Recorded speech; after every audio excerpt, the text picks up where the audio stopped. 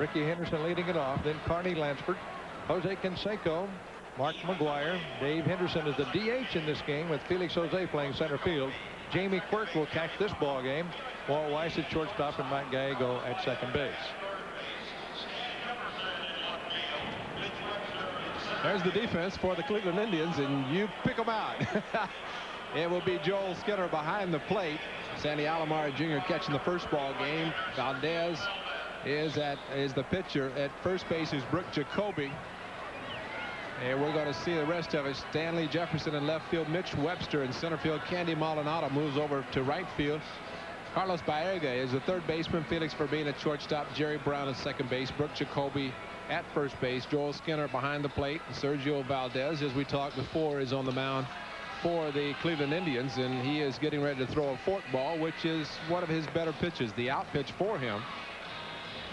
Skinner behind the plate, a good arm, but Sandy Alomar is the one who has been catching. Of course, he was voted by the fans to be the starting catcher for the American League All-Star team, with the game taking place next Tuesday at Wrigley Field. For the Athletics, Mark McGuire starting at first base in that ball game, as is Jose Canseco and Ricky Henderson in the outfield, and a couple other pitchers named to the All-Star team as of yesterday by Tony La Russa, who is the manager, Bob Welsh, and Dennis Eckersley. So we're waiting on Ricky Henderson to come out. Ricky had a couple of base hits in the first ball game today. By far the fastest ball game played, but when you're not doing anything, it doesn't take any time to do it. And neither pitcher was walking anybody. A lot of first pitch hitting wasn't in the ball game, and when you get down 6-0, sometimes you do start going up to swing at the first pitch, but a lot of pop-ups resulted, pop-ups to the outfield resulted by swinging at the first pitch. Well, here's the first pitch of the second game of the doubleheader, and it's in there for a call strike, so we are underway. One of the biggest crowds of the year for the Cleveland Indians on a regular night. They had over 68,000 for a ball game here this year on a giveaway night. The tickets were given away by a petroleum company in this area, but they've got a great crowd here tonight. Ricky jerks one up into that crowd. Strike two.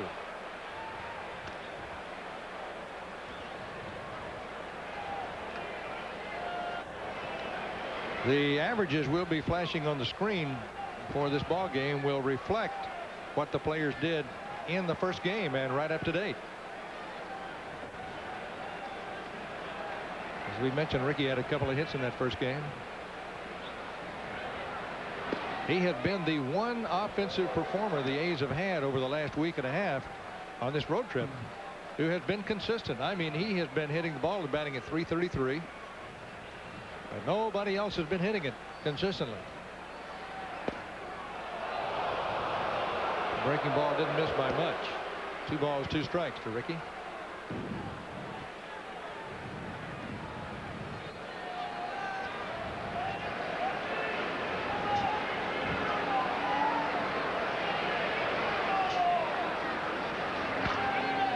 They're going to have to hurry. All right, came up real big for Fermin. What a break they got right there. The ball's on the ground. He never would have gotten him, but it came up for him, and he was able to just plant and throw. Ricky out in front of a ball, thought he might have hit the ball in the hole into left field.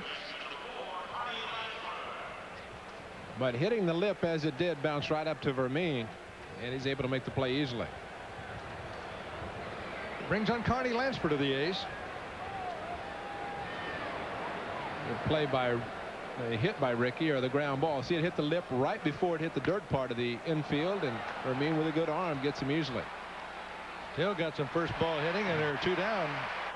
Lansford had 2 hits in the first ball game, with 2 for 3. Jose Canseco went 0 for 4 in the first game.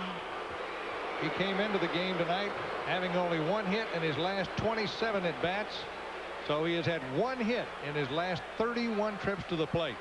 His batting average has taken a plummeting from way over .320 down to .288. First 3 at bats in the first game, everything going to the first baseman. A ground ball and a couple of pop-ups, 1 foul. Finally got on that one. So Jose Canseco is on with a 2-out single. That's the first ball he's hit hard in a while, except foul. You know, he did something there. He didn't try to pull the ball. He just took the pitch on outside part of the plate, hit it right up the middle. And in the first game, they were giving him all the right side. As Brown was playing very close to second base. He had the big hole between first and second, but had pulling on his mind, even though he was behind the pitches and hitting them to the first baseman. Mark McGwire 0 for 3 in the first game, but he did knock in our only run with a sacrifice fly ball. It's a strike.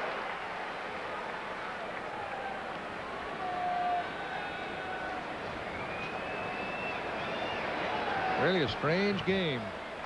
8 innings of no runs for the Indians, and they got 6 runs in 1 inning.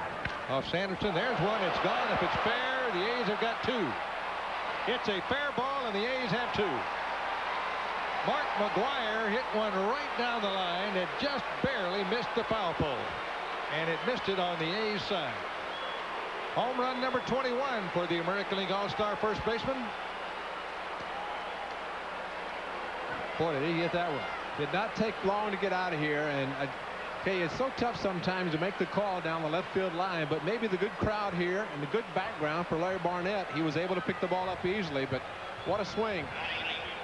Hard, open up, and there's an example right there. You don't have to worry about the pitches inside. You're going to automatically open up. I don't know how far inside the pitch got. There it is right there, inside half of the plate.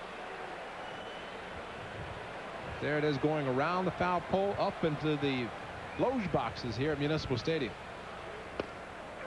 And with 2 out, here's Dave Henderson, and you could see that maybe even Jose Canseco had talked with somebody in the first or between first and second games about not pulling the ball and pulling off everything and just going like he was doing when he's hitting .330. And he got the inning started, or kept it going, and that allowed Mark McGwire to come up and bat, and he's been driving in most of the runs for the A's on this trip. Dave Henderson takes the ball. It's 1 ball, 2 strikes.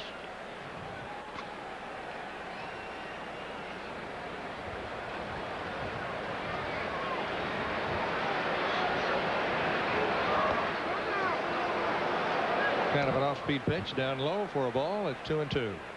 First doubleheader of 1990 for the A's, but they have 2 more scheduled coming up before too long. 1 at home and 1 in Minnesota. Hindu throws his bat at the ball, and the ball goes foul in the upper deck.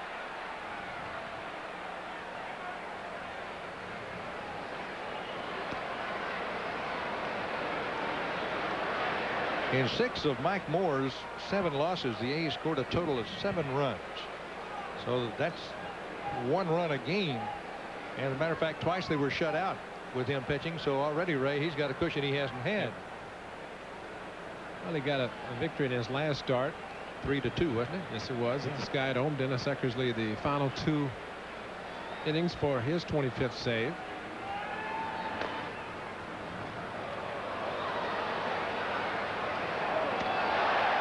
Matter of fact, for Dennis Eckersley, he has pitched only 1 time in the last 10 days. It was last Monday at the Sky Dome, and the time before that, a week ago Tuesday. A week ago Tuesday at the Coliseum.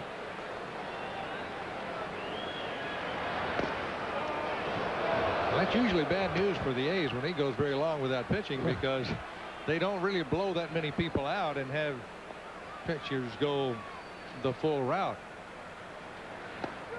Got him.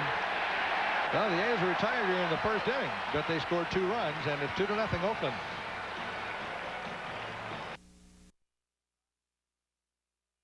Sent out for game 2. Jerry Brown, the second baseman, leads it off. Mitch Webster hit a homer in the first game, is batting second, playing center field. Carlo Baerga, third baseman, batting third. Candy Maldonado, the right fielder, is in the cleanup spot with Chris James, the designated hitter, for the second game in a row. Brooke Jacoby playing first base in this game. He was the third baseman in the first game. Felix Permin still at shortstop. Joel Skinner's the catcher, and Stan Jefferson is in left field. Defensively behind Mike Moore, Ricky Henderson in left field, Felix Jose in center field, as Dave Henderson's the designated hitter for the second game. Jose Canseco in right, Lansford, Weiss, Gallego, McGwire from third to first. Jamie Quirk behind the plate, and right-hander Mike Moore on the mound. His record is 6-7. It's his first appearance in 1990 against the Cleveland Indians, and he had a 2-1 record in 1989 in 4 starts against the Indians. He allowed only 9 earned runs in 23 2/3 innings pitched. and a 3.42 earned run average last year. So Mike, I think for him, he has had some inconsistencies in the first half of the season, but I think for him, he won his last game Monday.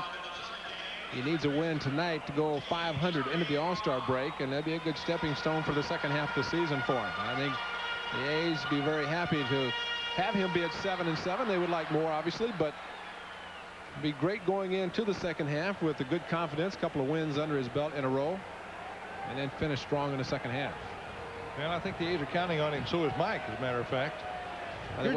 Go ahead. He is coming on just 3 days rest. He pitched Monday. Jerry Brown 1 for 3 with an RBI in the first game tonight. First pitch of the fastball tailing away for 1 ball and no strikes. Terry Steinbach, the A's regular catcher, is still out with an injury. As a matter of fact, on the disabled list for 15 days. A rocket shot right at the second baseman, Mike Gallego, who digs it out on the short hop. 1 down. Mike played third base in the first game tonight with Willie Randolph at second. Webster hit a homer in that big second inning, a 6-run uprising against Scott Sanderson.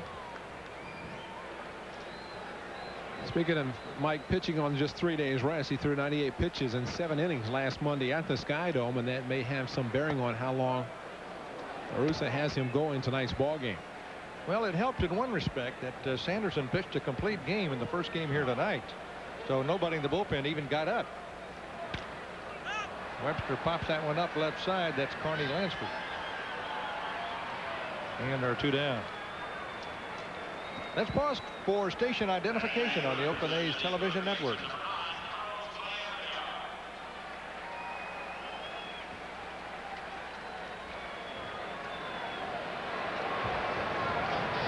We're at Cleveland, the big lakefront stadium.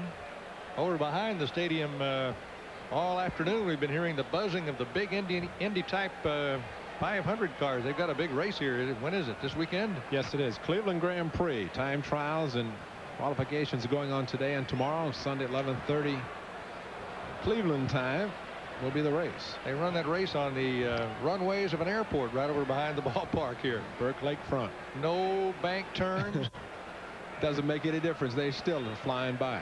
And they sound like they're flying. Mayorga batting .214. Fouled away. That's where Wally Miller gets his he was over there today wanting to take a turn around one of those things. Those guys wouldn't turn it over to him. He doesn't have to get on a racetrack. He just does it on the streets. Streets of all American League cities. Except Chicago. Walt Weiss gets this hop. And Mike Moore sails through the first inning, 1-2-3, and the A's lead it 2-0.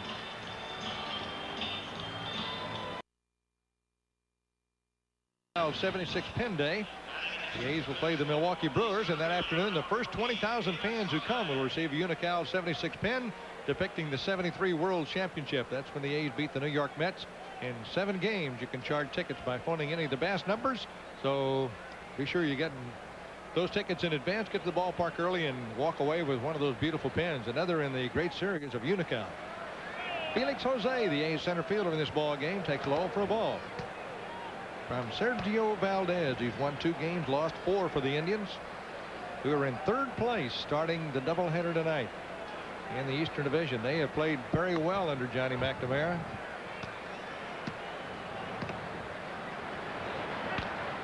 Fouled off.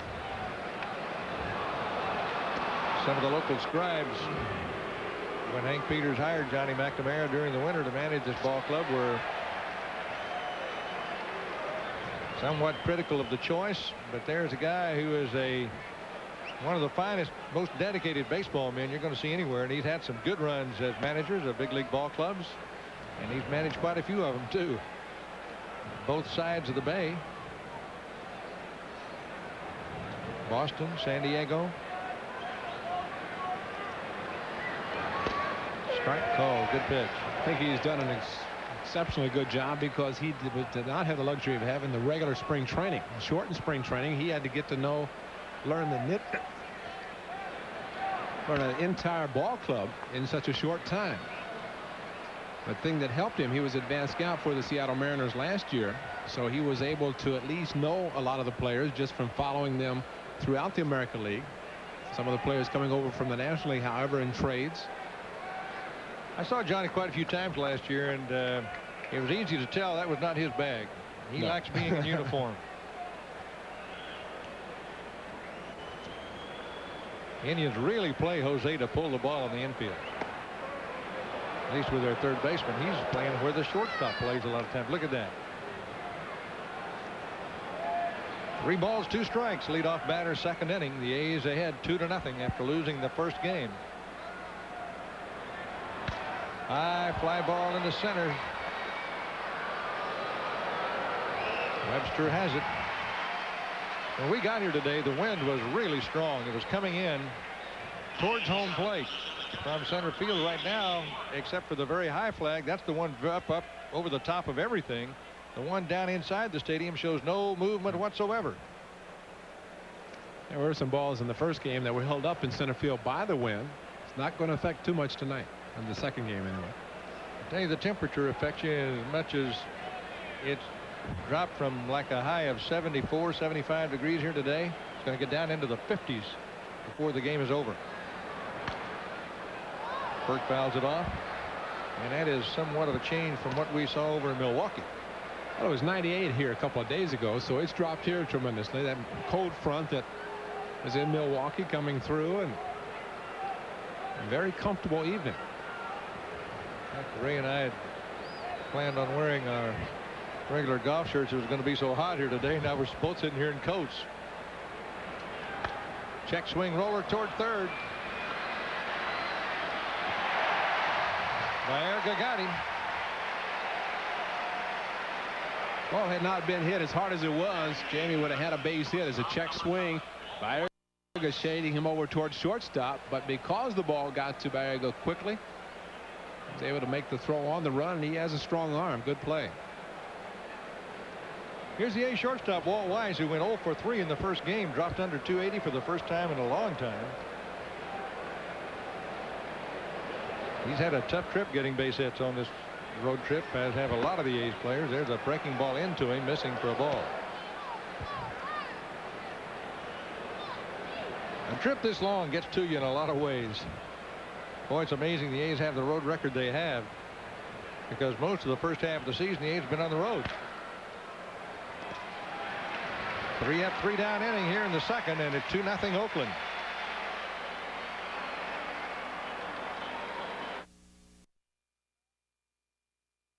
And we'll be playing the Milwaukee Brewers. And the first 15,000 adults 16 and older will receive a gray hip pocket pouch, compliments of Lipton. It's like the one you see there. It's the A's and the Brewers. A 1:05 start.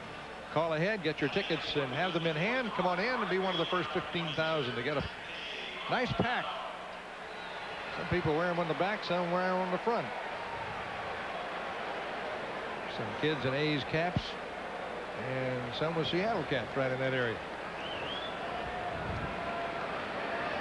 Well, it's the last half of the second inning, and leading it off is Candy Maldonado, the right fielder for the Indians. He was having a pretty good year for him. He had 1 hit, 3 at-bats in the first game. That's a foul ball. That was close. Rich Dyer, the third base coach, wanted it, but Larry Barnett said no. And he's the one that counts. The only one in this instance. He took a shot on the first game. He was behind the plate. It's an off-speed pitch of Maldonado out in front. Let's see where it goes.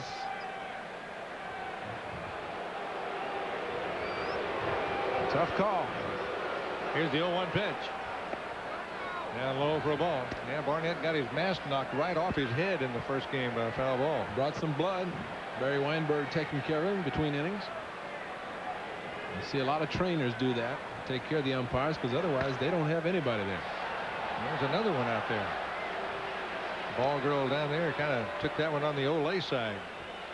Well, there was a National League umpire a couple days ago got a bloody nose when Coleman of the Cardinals Hit him with a batting helmet, Bill. Busted his nose right across the bridge. Speaking of the Cardinals, how about Whitey Herzog resigning today? That's a surprise. By the way, that little bump by Coleman cost him some money in a few days. 7 days. That's right. the biggest suspension of all so far this year. That's one part of the game that cannot be tolerated, and that's the reason he got the 7 days. You cannot come close to the umpires, and by rights you should not be able to. Man, that's a good pitch right there. Mike Moore leaves Maldonado standing up there looking at where that ball went. Throw him off-speed pitches and then the fastball inside that had him looking. Look at Jamie up on the inside part of the plate, and Maldonado backing up, but I don't know why, other than the fact that he thought the ball, he wasn't looking for it in there. Well, if Mike can keep that ball in there with that kind of velocity tonight, he'll be tough. Here's Chris James, a designated hitter. They have him as the DH against 2 right-handed starting pitchers tonight. They had acquired Ken Phelps from the Oakland A's not too long ago in hopes that he might be their DH in these situations. But they say he's not hitting the ball at all over here. He has been playing some first base, but because of Keith Hernandez being out due to a calf muscle problem, he sustained. The A's were here on the last trip. He is down in the rehab program in Florida, getting ready to come back. They hope by next Thursday, and play resumes after the All-Star break. He's playing in a rookie league down in Florida right now. Had a couple of hits yesterday, I noticed. We have 1 out, 2nd inning, 2nd game of a doubleheader. A gigantic crowd here in Cleveland. And I tell you what, this place can be half full and you've got a big crowd, but it's more than half full tonight. And Mike Moore runs the count to 3-0 on Chris James, with Brooke Jacoby, the Indians' big home run hitters, standing on deck. Look at that, boy. I'll tell you, they put 80,000 people in here for football games. That's ball 4. Not a good thing to do ahead of Jacoby, who busted one way out of here in the first game to give him a couple of runs. I think if there's one thing that puzzles Mike Moore, it has to be that. He pitches very well to Maldonado. Some good breaking balls. He hits the corner for strike 3 on a fastball, and then comes out with 4 pitches to the next batter, another right-hander, and walks him on those 4 pitches. Some pretty good numbers right there for Jacoby. He's about the number 6 hitter in the American League, and he's doing it with some power. Outside ball 1. That's 5 straight out of the strike zone for Mike so far in this inning.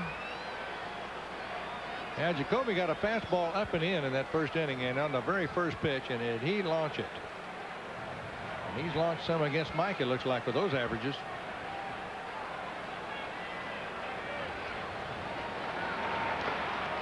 He won't launch very many down there. That's a good pitch.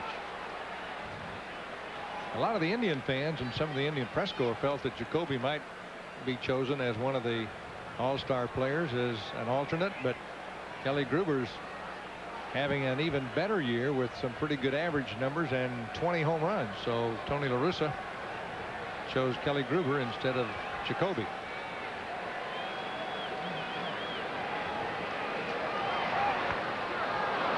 Same pitch. It's amazing a different swing a guy takes at different locations, isn't it? Get one up around the letters on this guy, and he just looks like an altogether different type of a swinger. Than those 2 pitches were down around his knees. He had kind of a chopping swing at those. Well, he is very strong with his upper body, and that's why he's able to turn on the pitch as he did in the first inning of the first game, 2nd inning. Get a good pitch like that with 2 strikes on the batter, you got to hope that he hits it foul. There's the skipper. Last time we were televising the ball went in the dugout of the A's.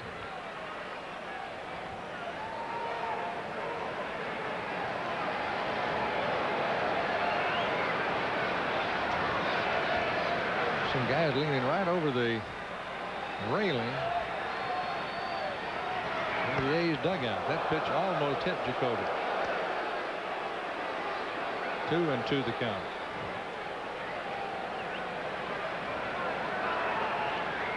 Kansas City and Detroit, no score. That's Gordon against Morris there tonight. Kansas City has been rolling offensively lately.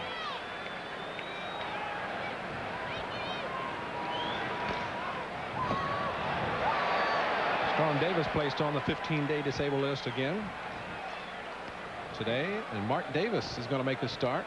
Saw that on Sunday.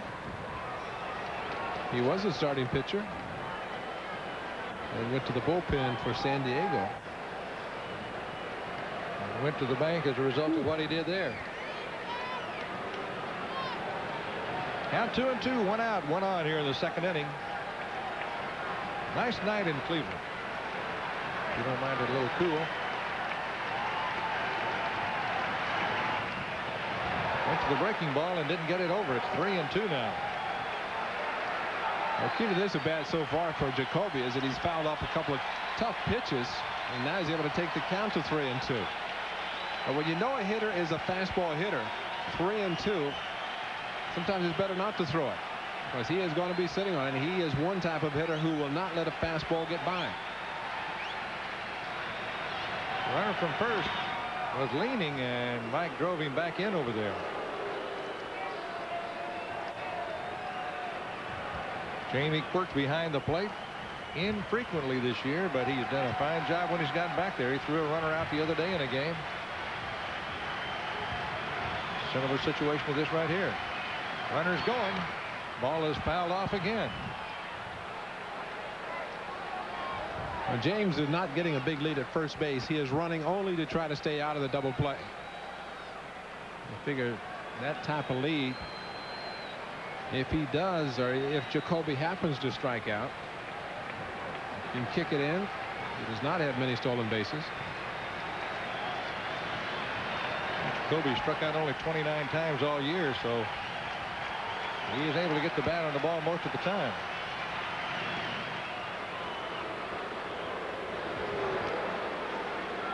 James has 3 stolen bases. He has not been caught stealing.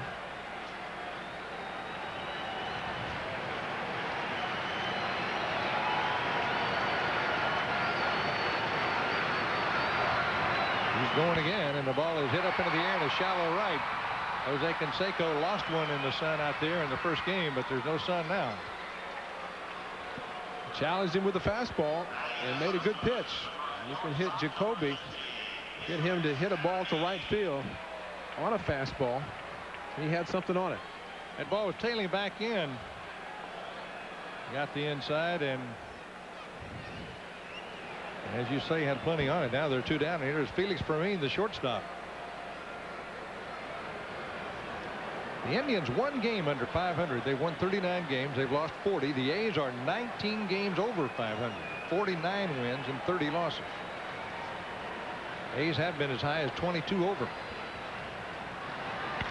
There's a little looper out into right field for a base hit. And Canseco cuts it off. Throws it back into second where Walt Weiss is holding ground there. So Fermin just sort of served that one gently out there, and that's going to bring up Joel Skinner, the catcher. This is Felix Fermin all the way. That pitch was down and away, and he just dropped the head of the bat on it. James had thoughts of going to third, but very wisely, as Canseco cut the ball off, went into his slide after he had rounded the bag to stop himself to get back into second. Skinner only 58 at bats coming into tonight's ball game. Mentioned Alomar doing the majority of the catching. 67 games compared to 20. This is the 21st for Skinner. Incidentally, the all-star catcher Sandy Alomar did catch the first game of the doubleheader tonight and had a base hit and threw out a runner. And a big play was that caught stealing, throwing to second with Ricky stealing third. Carney Lansford going to second. An appeal to the first base umpire, John Hirschbeck. He says no swing. Yeah, Alomar with runners at first and second. Ricky Henderson at second. They were hardly even looking at him. Greg Swindell and Ricky took off to third. Carney Lansford took off to second. And Alomar didn't even look at third base. Pitch misses also. It's 2-0, and Mike Moore is struggling for control right here. Had such an easy first inning.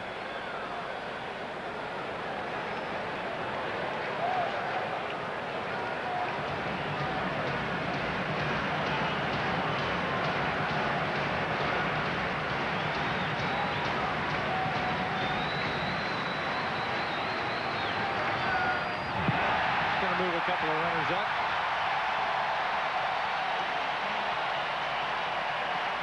Now a base hit, and they could tie the ball game here. Probably a wild pitch. We'll see.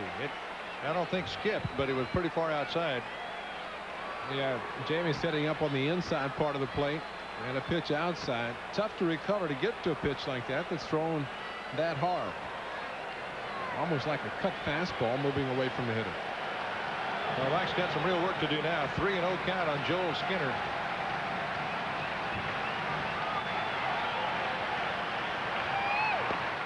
There's a strike. Here's the out right here that Mike has had trouble getting this year. It's the big out with runners in scoring position. 2 out.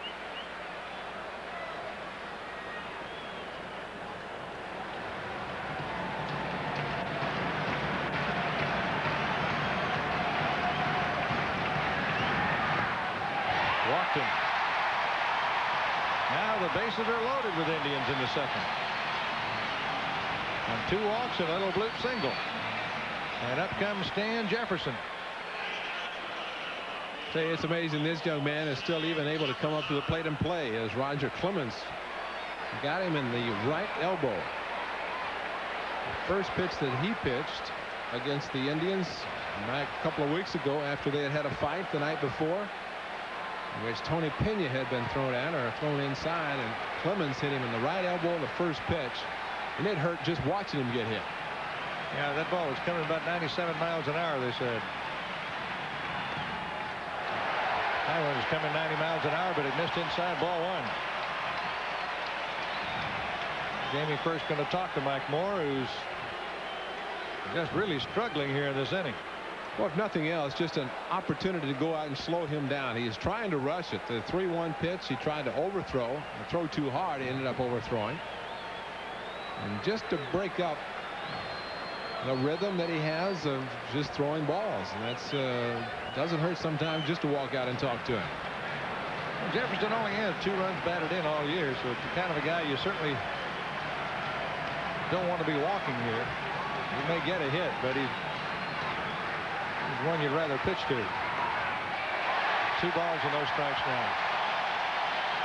And even a 100 hitter becomes like a 250 hitter on a 2-0 count with the bases loaded.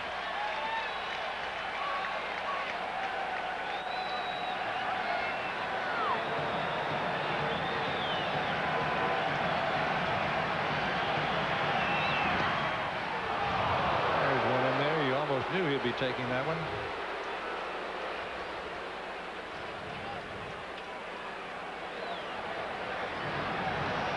Stand right up in the front of the batter's box. All he wants to do is slap the ball and use his legs. He has excellent speed. He's not going to have to unless Mike throws the ball over the plate. It's 3-1 now.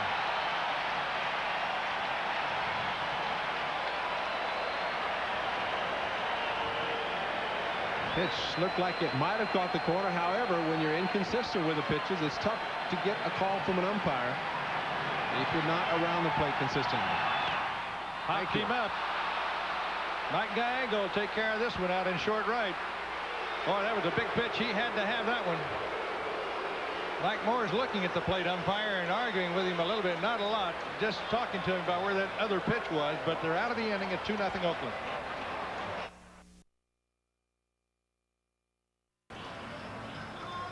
Well, there's a look at the score of the ball game. The A's 2 runs, 2 hits. One of the hits was a single by Jose Canseco in the first inning, followed by a Mark McGuire blast just inside the foul pole and left off Sergio Valdez. Boy, that was a big pitch for Mike Moore right there. Well, the only thing he could do is what he did. 3-1 fastball. Here it is. He just got a little extra on the ball and got the pop-up. Can't be walking the guy like that, that's for sure. Mike Gallego, a second baseman. Hit a ball to the wall in left center field, and I mean deep left center field in the first game. Did the same thing in Milwaukee the other day.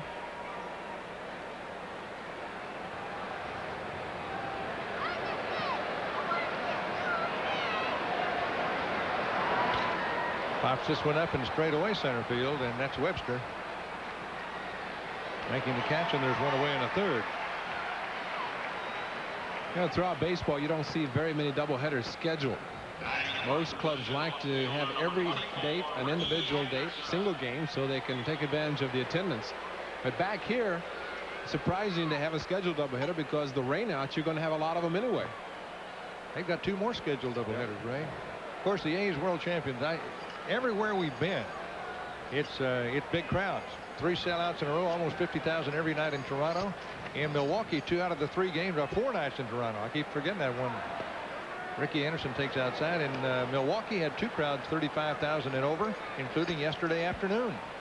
An afternoon game. And then look at this one here tonight in Cleveland. I got to say, this must be around 50,000, yes. 45 anyway. And they were expecting between 45 and 50. Of course, a lot of people might have heard the second inning of the first game that the Indians scored 6 runs. Heard that and said, well, let's go watch some baseball. They've got a lead like that. Let's go. I was talking to Mike Segui, who's their director of travel for the Indians, and I asked him about the doubleheader, and he said, well, normally on Friday night they would have a big crowd anyway. And I said, well, why a doubleheader? And he didn't seem to really know why, but they have the big crowd.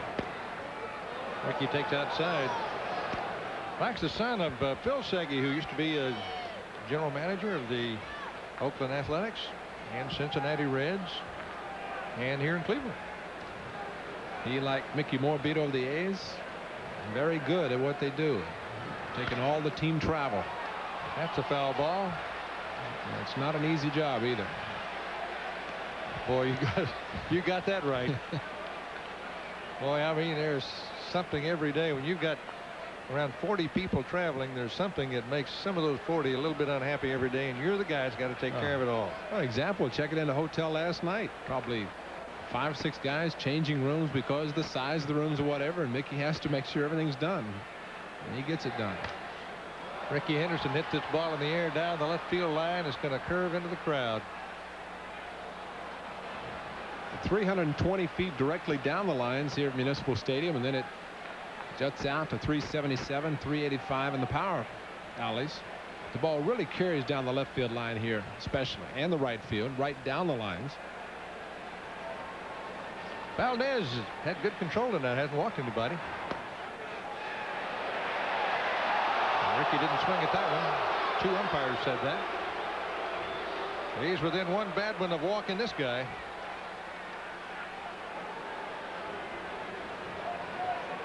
He's have not had many bases on balls given to him on this whole road trip.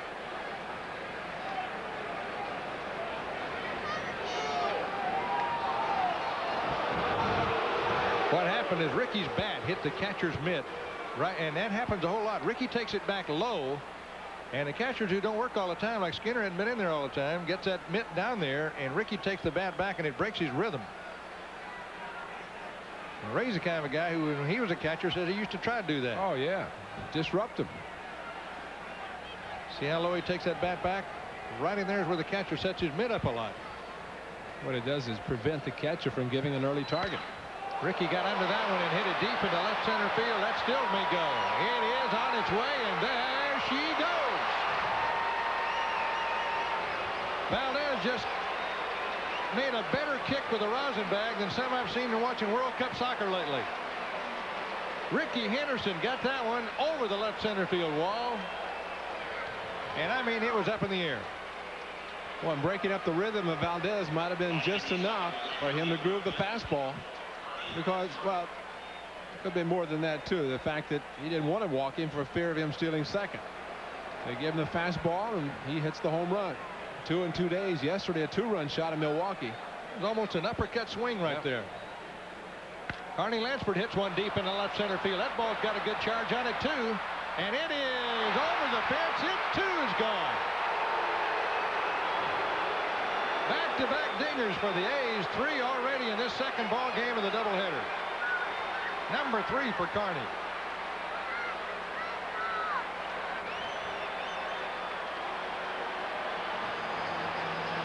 Consecutive pitch home runs for Henderson and Lansford. It's already happened once this year. Mark Wiley, the pitching coach, out to talk to his pitcher, and there would be some activity down in the Indians bullpen. Carney has been swinging the bat very well on this road trip. He has not had a lot of hits to show for it.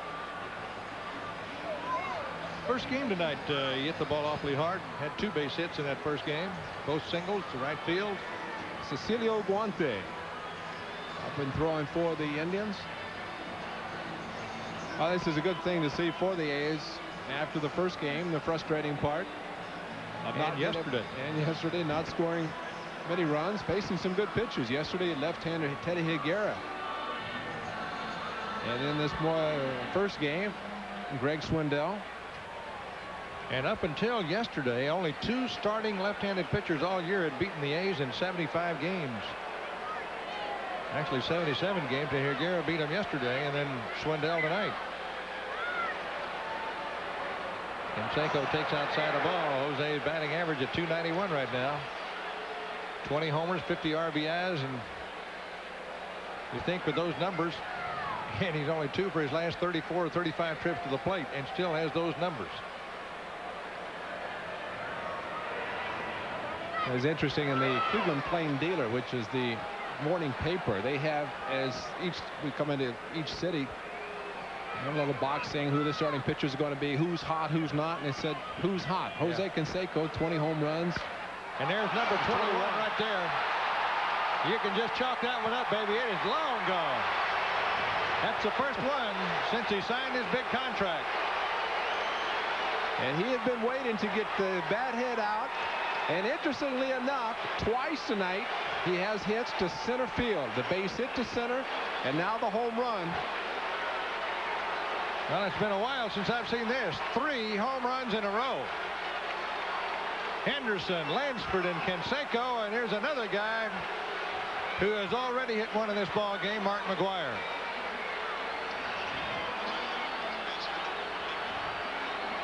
He knew it too. That was right on the fat part of the bat. It is the second time this year that the A's have hit 3 home runs in a row. Both times against the Indians. Say one thing it's done, it stopped that drum from beating out there a little bit. Vermeer trying to buy some time, and John McNamara feels that he's had enough time as he is on his way, and there'll be a pitching change. Going out for a mercy killing here. So the Athletics are leading 5-0 on 4 home runs in the second game of the doubleheader.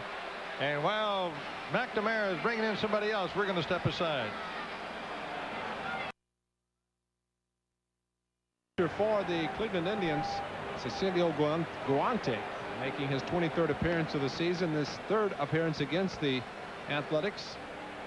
He faced the club here at Municipal Stadium twice in the 2-game series earlier in the season. Total of inning and 2/3. Gave up just 1 hit and a run. A couple of walks, 1 intentional. Good fastball, slinging type motion, which makes it somewhat difficult on right-handed hitters. Has a curveball and a good forkball. Came over to the Indians, signed as a free agent. Spent last year with the Texas Rangers, the year before part of the time with the Rangers, and then the New York Yankees. Facing Mark McGwire, he hit his 21st home run in the first inning.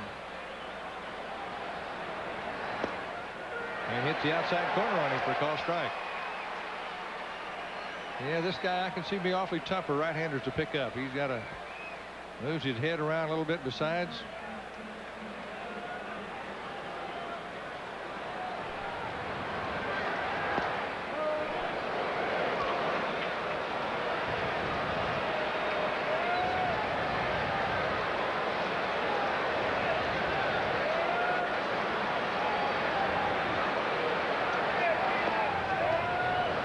They miss it outside. 2 balls and 1 strike. Well, the Athletics now have hit 91 home runs for the season, and this their 80th ball game. 91 homers.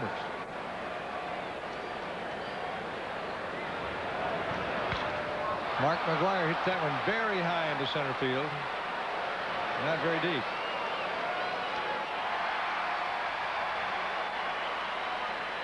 Two down here in the 3rd. And up comes the designated hitter for this game, Dave Henderson.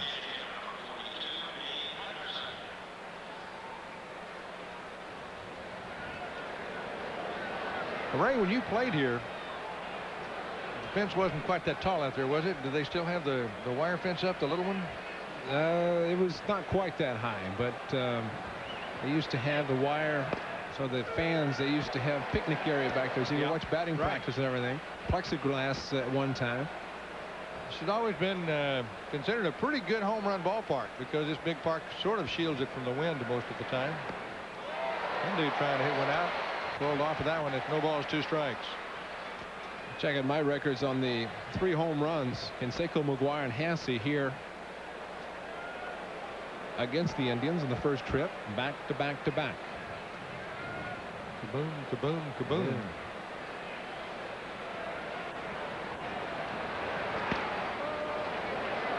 1 ball, 2 strikes. Just thinking about the center field fence, or center field fence, and the permanent bleachers. Used to be all wide open back in the 50s, late 40s. And it's never been hit. The permanent seats have never been hit with a home run here in center field, although Cecil Fielder almost did against Greg Swindell. I think it took 1 hop into those permanent seats.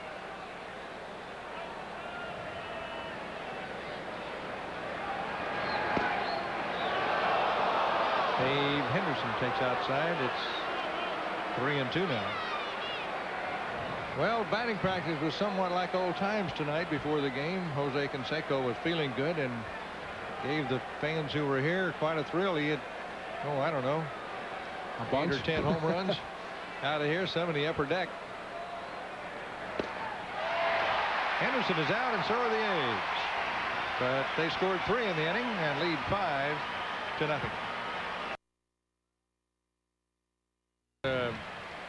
You think about it in baseball, maybe it just stands out. It doesn't happen that many times, but you certainly remember it. There were the Indians with a bases loaded situation and a 3-1 count on a batter, and Mike Moore is able to come back and get him out, and it just sort of seemed to buoy the A's. And here they came: Ricky Henderson, Carney Lansford, Jose Canseco, all dingers in a row. Now here's Jerry Brown starting it over, and he takes a fastball strike. Started to mention a little while ago with Terry Steinbach on the disabled list now. The A's brought up a new catcher. And he got in the game in the first game. Fouled off. Afener is his name, and he's 26 years old. Had been in the big leagues a little bit with Houston. Not a whole lot. The A's got him, in the draft a couple of years ago, Ray? And he had been hurt a lot last year, but he's always had some pretty good power numbers. Was doing a good job at AAA, so he is up here and got into the first game. Said he was shocked. Almost got fined the first day he came into the ball club. Yesterday he showed up at the ballpark and came out on the field. Tony La Russa getting set to tape his manager's show. Troy Afner there with the shin guards on. Tony said, I should fine you $100, maybe $200, because the first thing you do when you walk into a major league clubhouse is to come up and say hello to the manager. He says, I don't want to make a big deal about it. Just come up and say hello. And he says, oh, I'm sorry. I'm sorry. Don't give me that ticket back to Tacoma. That's right. He's a nice young man. I'll be the friendly guy you ever saw from here on in. Well, a lot of guys are just in awe of coming up and going in, I would imagine, breaking in on the routine of the manager. He struck him out. I saw something last night in the hotel lobby after we got in at a reasonable hour, and guys were going out to dinner. And I saw Troy Afner with Mike Moore and Jamie Quirk. They were going out, so you could just see him standing around the lobby, kind of like a little lost puppy, but guys took him out, I assume, to dinner. Very nice of him. Mike tries an off-speed pitch to Mitch Webster. My first day in the big league, Sam McDowell took me out for pizza. Oh my goodness. In Kansas City. Strike call. Well, I've mentioned it often. It's something a rookie never forgets, the nice things that the veterans do for him in the big league. Boy, like you remember that forever. A lot of horror stories about things the veterans do to rookies. That's a good forkball Webster didn't come close to. When I first signed in 1965, I came into Cleveland for 3 days before they sent me to the minor leagues. And one thing I'll never forget is walking into the clubhouse. Rocky Colavito met me at the door. introduced himself and said, "Come on, Ray, I want to take you around and introduce you to guys." He took me around to every player in this clubhouse here in Cleveland and introduced me. He's that kind of a guy. Oh, what a class man. Yeah, he was in Kansas City. I got to describe his 300th major league home run. So I'm playing in an old timers game when we were in Toronto, and the game at Buffalo, and he still has the same swing. Gallego knocked it down but can't make a play. Webster's on with the base hit. There's where you need to know where your second baseman is. McGuire started to go over, which was a good play. He started to dive for it. Then he knew that Gallego was there, that he would have the play, so he was going back to first base. Mike just couldn't come up with it.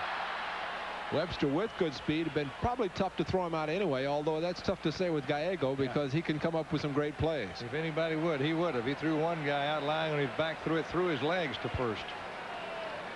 One out. Here's Carlos Baerga. Man, Carlos. Those letters are mixed up.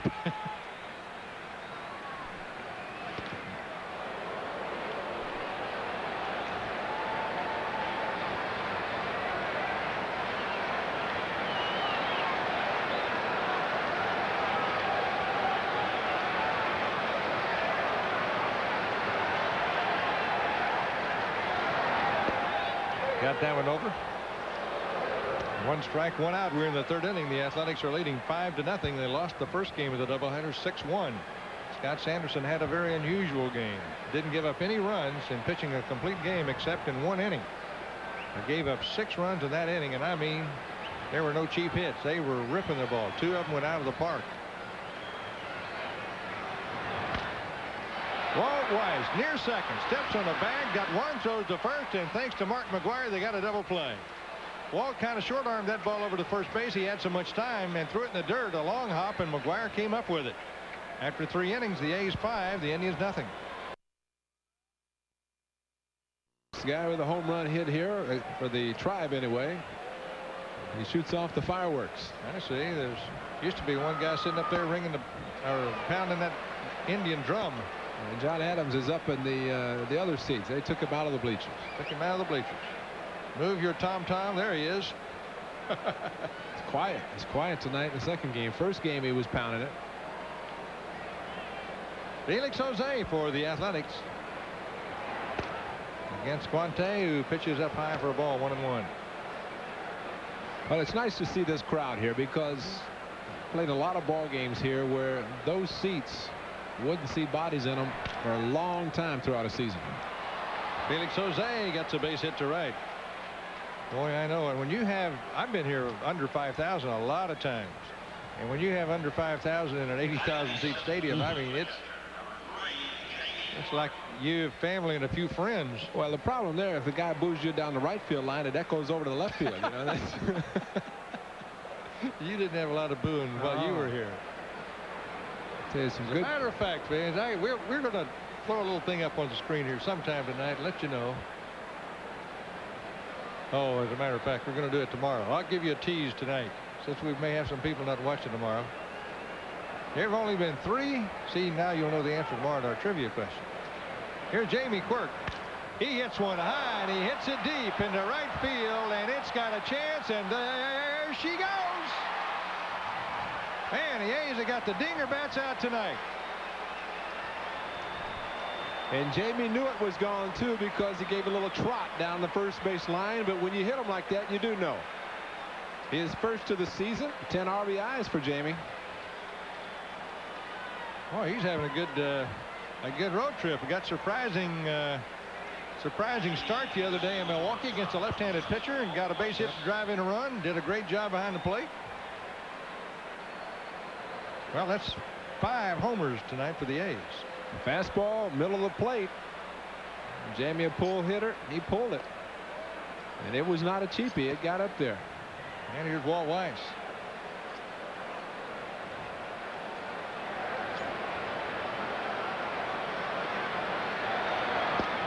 Walt takes it low. We were going to say, in all the years they've had baseball here in Cleveland, since the fans started voting for the All-Star team, Only 3 Cleveland Indian players have ever been voted by the fans to start the All-Star game. Only 3. Tune in tomorrow. We'll tell you who. That'd be a dirty trick, wouldn't it? We got to tell them that. At least one of them was Ray Fawcett. Really? Ray Fawcett.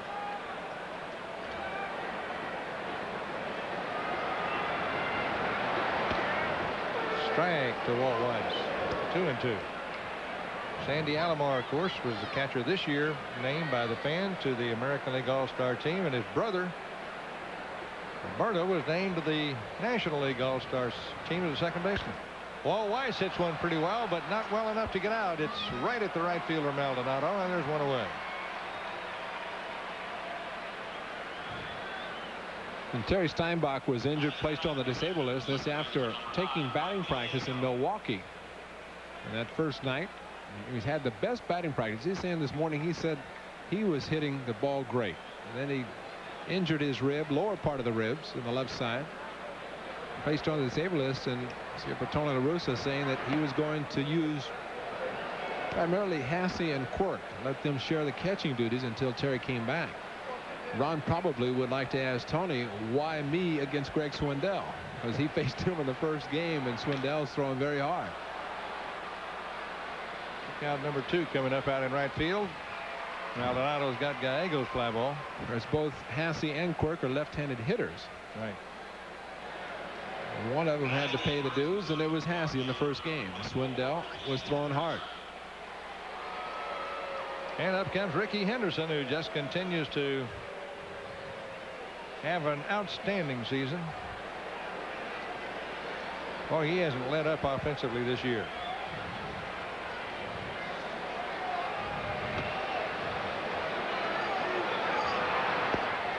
Breaking ball for a call strike.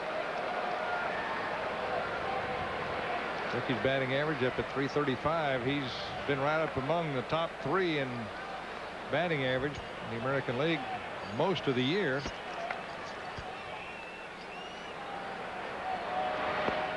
Another hard slider, call strike 2.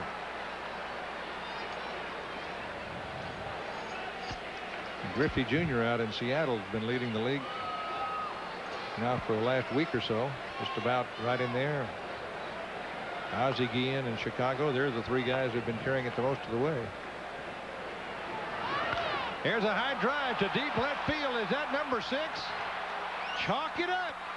6 home runs for the A's in this ball game. 2 for Ricky Henderson.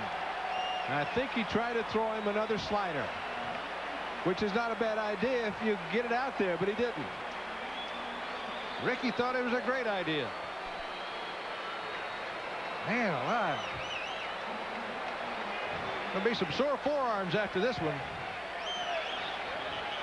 A lot of bashes going on here. The A's record for most home runs in a ball game is 6. Oh, he had thrown him 2 good breaking balls, and Ricky didn't like it, so he removed his bubble gum before the 0-2 pitch. Maybe that was the key, because he hung him one. And the strength of Ricky, his second home run, the 6th in the ball game for the A's. Well, the A's in 1980, is it, Carl Young? 1980 when the A's, yeah, 1980 is when they hit 6 home runs in a ball game. Still got 5 innings left. Ernie Lansford is out and retires the side here in the 4th, but the A's add 3 more and lead 8-0 over Cleveland.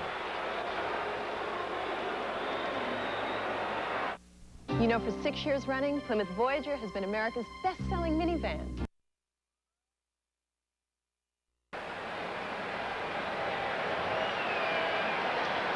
Standing on the left side of the stadium here, but they're not standing and clapping. They're standing and watching.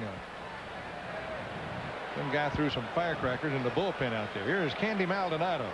Probably the same guy threw him at our hotels at 3:30 this morning. Boy, I asked Ray on a bus today. I said, Ray, did you hear that clap of thunder or whatever that was? In our hotel, when they have an atrium here. It's a big high thing, and it's glass. It's a swimming pool down at the bottom and right outside our window. There's a little looper to center field. And nice running catch by Felix Jose. That guy can play anywhere. 1 out here in the 4th inning. But this thing, I tell you, their noise is just really magnifying there, and somebody threw a bomb at that thing at 3:30 and another one at 7:30 this morning. It's a good play by Felix Jose. And ball not hit that hard, and a lot of times the outfielder going by the swing will break back, but he got a good jump on the ball and saved a hit. Here's Chris James, the designated hitter for the Indians. And that's ball one. Well, the one at 3:30 this morning startled me because I didn't know what was going on. Because I think it was about an M80. That's more than a firecracker. Boy, it was. I thought, first thing I thought, the clap of thunder. I said, no, that couldn't be that loud. And Steinbach said the same thing. He said, was that thunder? And I said, no. He thought it was too, because he was on the atrium. Well, I didn't know what. It scared me for a minute. And then when the second one came, I said, now, wait a minute. This is thunder 4 hours apart. Huh? Yeah.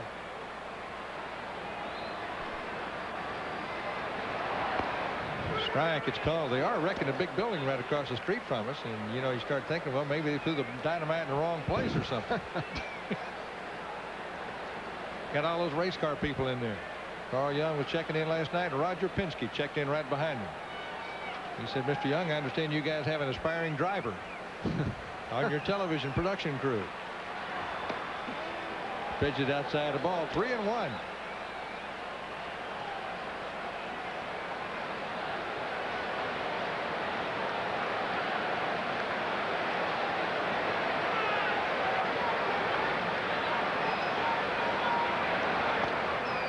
He walked him. That's the second time he's walked Chris James in the game.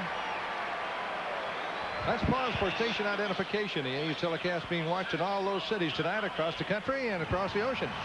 This is the A's television network.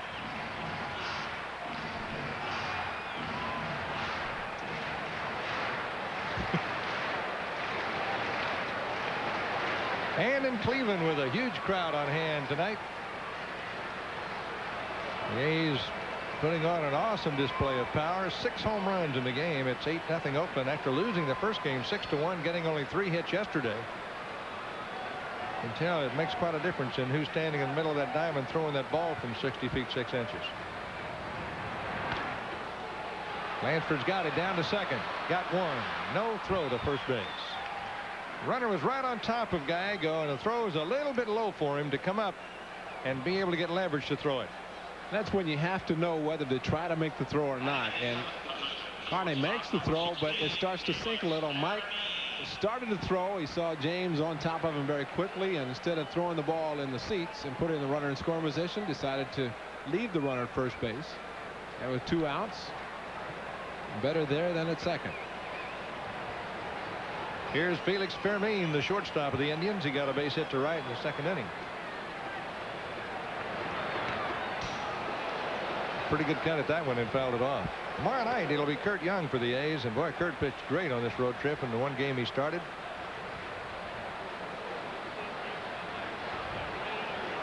Boy, the A's bullpen area is all looking back up into the crowd, and the security people are out that way. There's quite a ruckus going on out in left field right now. There's something left over from the 4th of July fireworks there. Got a swarm of policemen out there. I don't know if it's too late or not.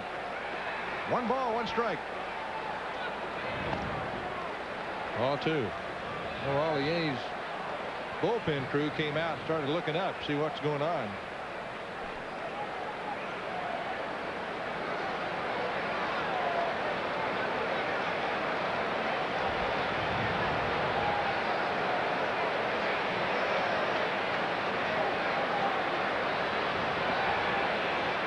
You know, Tony La Russa on your Tony La Russa show the other day, Ray, the day after Jamie Quirk went in to catch, said something about Jamie. He said, I have no qualms about putting him in and knowing that he's going to call a good game, because he said from the bullpen he knows every pitch we throw of the game. Weiss has got that one backhanded to Gallego for a fine force out to retire the side. And we played 4 here in Cleveland. In the second game, the A's lead at 8-0.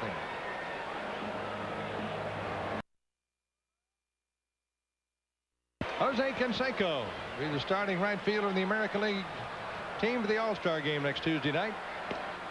after that first pitch, and he got one he could handle right then and just didn't hit it. He's had a single and a long homer so far in this ball game.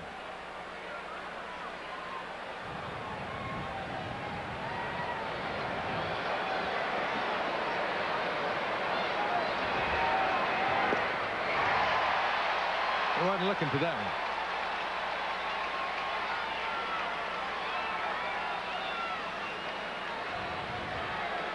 No balls, 2 strikes. He may get another one somewhat like it. Oh, you stop and think about the all-star contingent of the A's and the home runs they're going to carry with them into that ball game, Ray. 21 homers for Jose, 21 for Mark McGwire, and 17 for Ricky Henderson. And that's so far.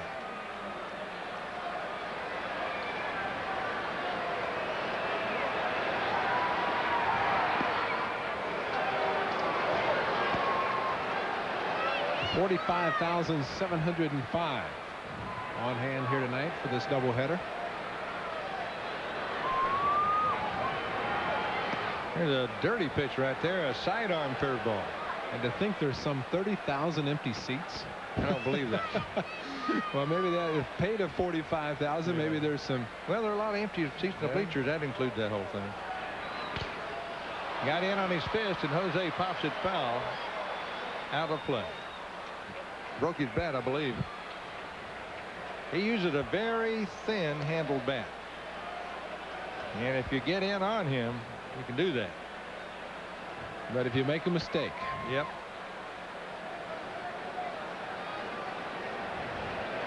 He was very happy because he got a shipment of bats in before the A's took off on this trip, and there had to be a good 6-7 dozen bats above his locker.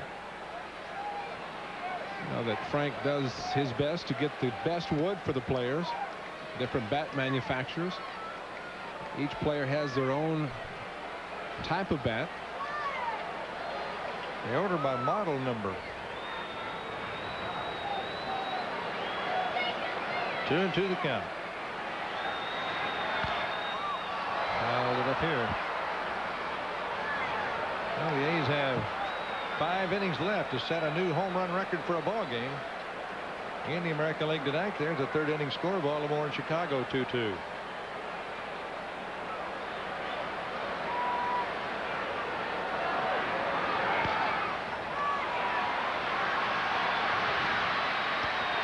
He's out at first base.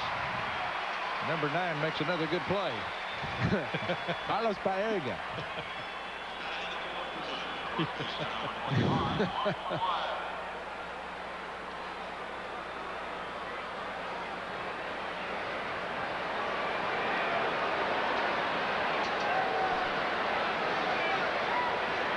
And here's Mark McGwire. Mark needs only 9 more home runs this year to become the first player in the history of baseball to ever hit 30 home runs his first 3 years in the big leagues.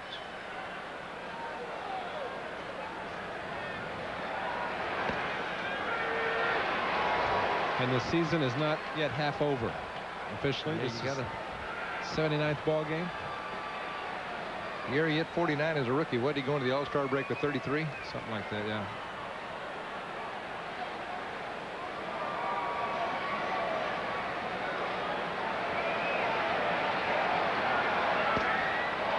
Good cut at that one. It's 0-2.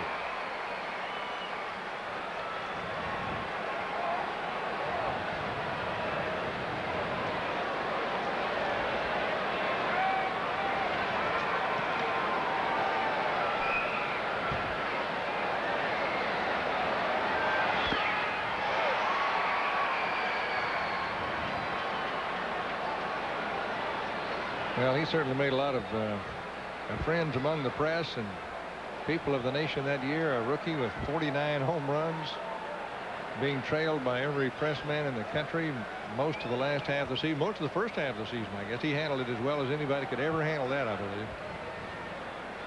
A lot of poise.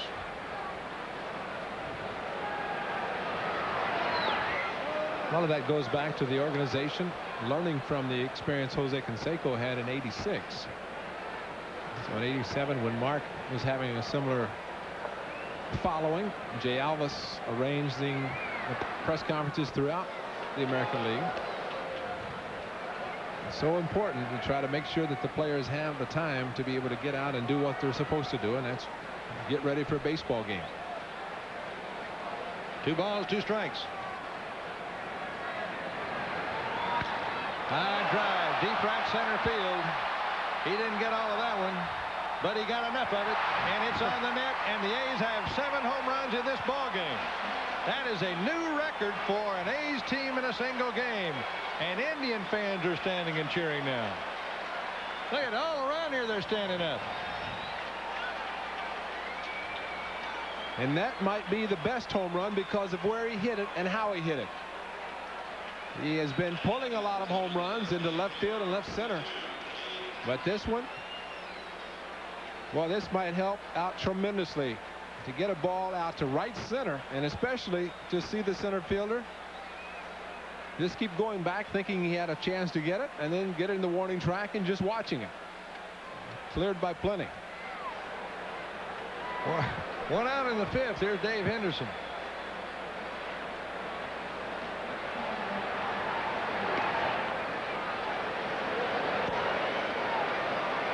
Kind of a hum around here, isn't there? Oh, I mean, that brought people up out of their seats. And we're just in the 5th inning. I think it's time for some more.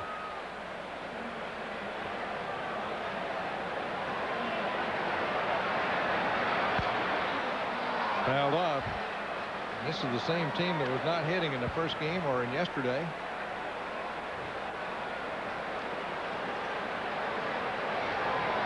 Mike Moore's got to be saying, thank goodness it's for me.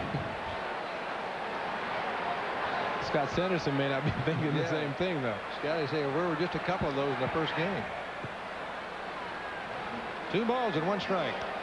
But I thought it was really great on the part of Scott Sanderson. After being bombed that way, 6 runs in the 2nd inning, he came back and retired the next 15 out of 16 batters, walked 1, then gave up a hit and got the final guys out. So he really pitched well, other than that 1 inning. Well, you take out the 1 inning, out of the 3-hit shutout, and the A's win by a score of 1-0. Yeah. I wrote it in ink, and I couldn't erase that 1 inning, though. 3-1 to Dave.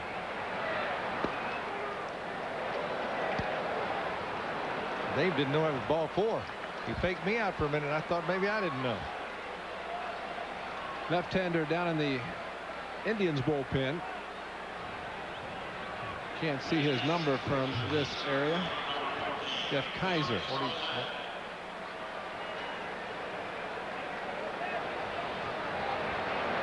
He's 9 runs on 9 hits.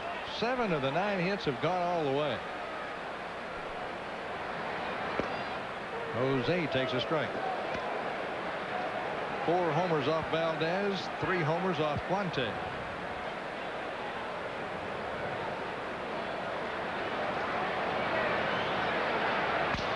That one's off the fist and off the glove, and I don't know if they'll get him or not. He didn't, but he made a fine backhanded try. Jose can get down that line in a hurry. They broke his bat and jammed him. And Guante just getting off and should have made the play. Actually, it was a play, and he gets a base hit, Felix Jose, which is a good break for him. Considering the ball was not hit that hard, but a lot of time the reflexes, it doesn't work. Well, I'll tell you what, that left-hander they pointed at may not be all that anxious to come in here right now. Seeing what he's seeing here tonight. 10 hits for the Athletics.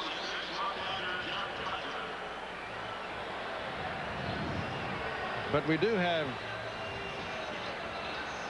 this new guy, and Jeff Kaiser is Kaiser. It's our next television update for you. As you can see, we have quite a few more games left in July. Tomorrow night we'll be on the air at 4 o'clock from here in Cleveland. That's Bay Area time. It'll be Kurt Young against Bud Black. Bud Black's been pitching well for the Indians too, and so is Kurt Young for the A's.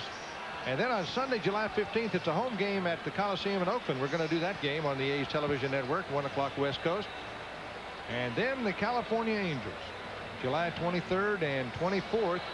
That's Monday and Tuesday nights. We'll do those games and be on at 7 o'clock each one of those ball games.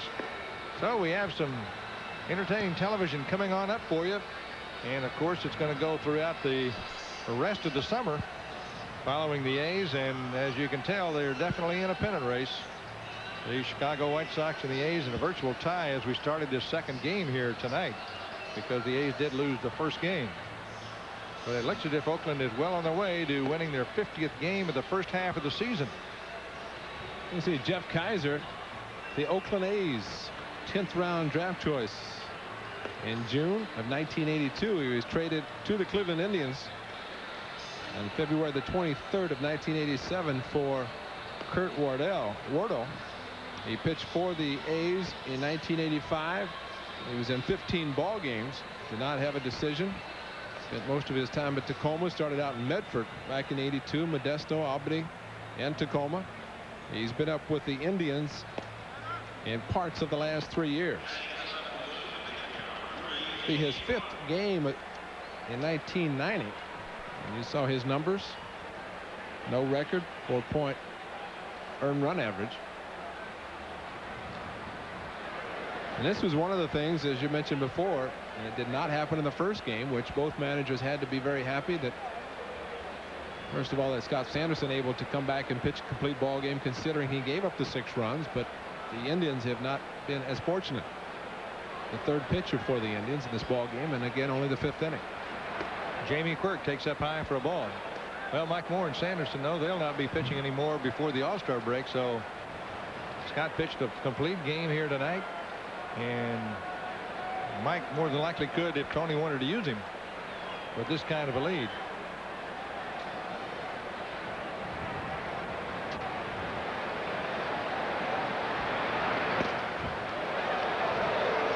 One ball, one strike on Jamie Quirk, who had a home run in the 4th inning. Good for 2 runs. McGuire's got 3 RBIs. Canseco 1 RBI. Lansford 1. Henderson, that's Ricky Henderson, 2.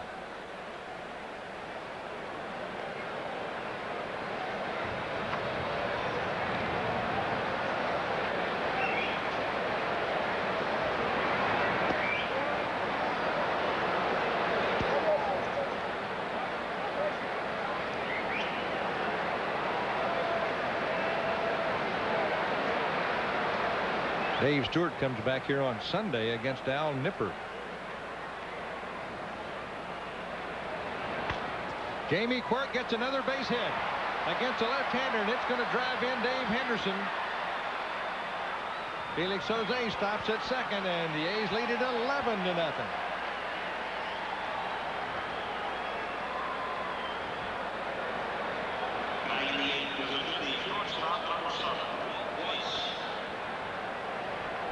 Jamie just fighting the ball off down the left field corner, and the left fielder over to cut the ball off, and Felix Jose had rounded second, thinking about going to third. However, he stopped, and Jamie Quirk very wisely stopped at first base. He had his head down. He was thinking a double.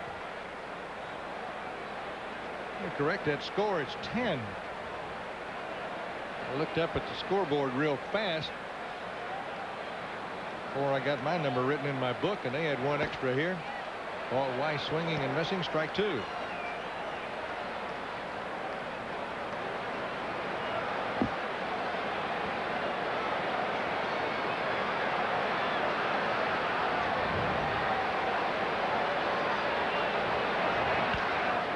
Weiss fouls it away, 0-2.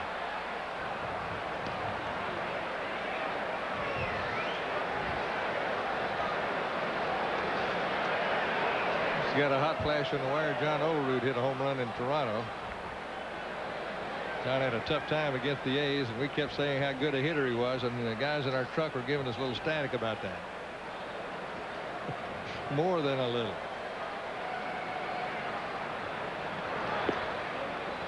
One ball, 2 strikes on Weiss.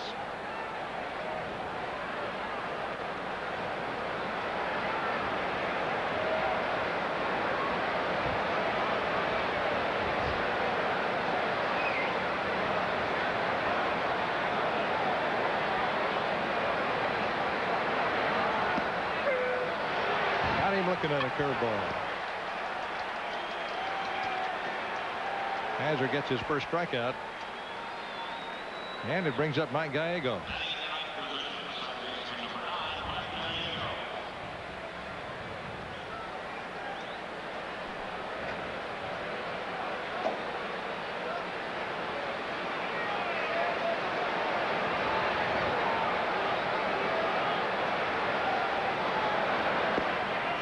Once again, a curveball to the right-hand batter, and it drops in for a strike.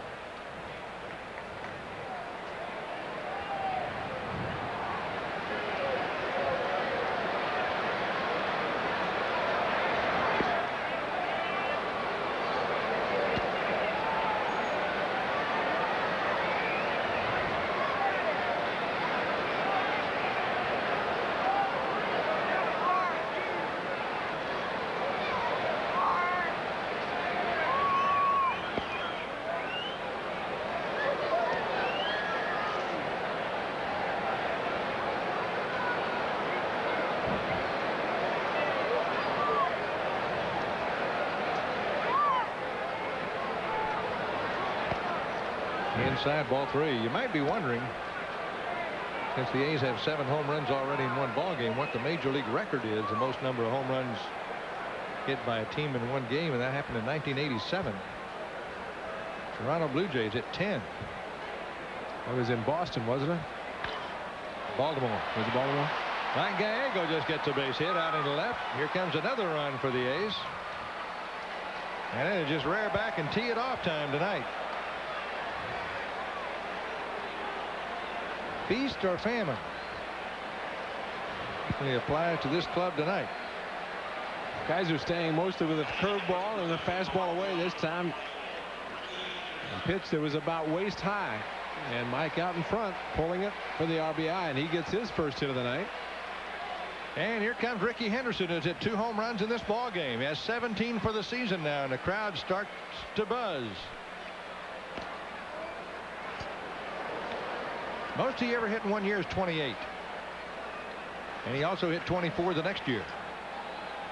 Amazing power, but you look at those arms, you can see where it comes from. This season, as of this at bat, Ricky's batting .341. That probably gets him up there at the top again.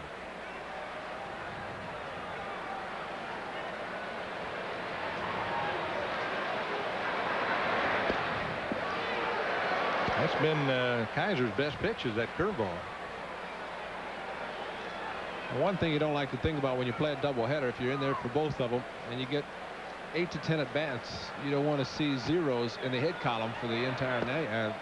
2 games. Ricky, 7 at bats. He has 4 hits, scored 3 runs, and 2 RBIs. Coming into play tonight, Ken Griffey Jr. is hitting .333. He led Ricky Henderson by only 2 points. I guarantee you Ricky's up ahead of him now.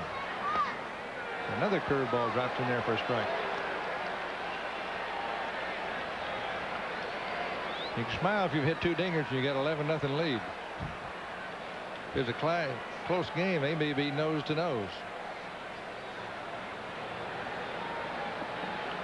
Don't you know they're having a lot of fun in Chicago in a radio booth reading the ticker tonight? He fouled it off. He's probably saying, hey, there's something wrong here. This ticker's not working.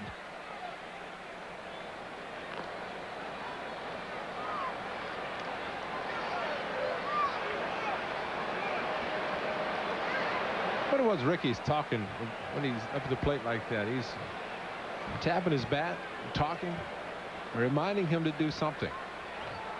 And whatever it is, has been the last 2 at bats. It's paid off.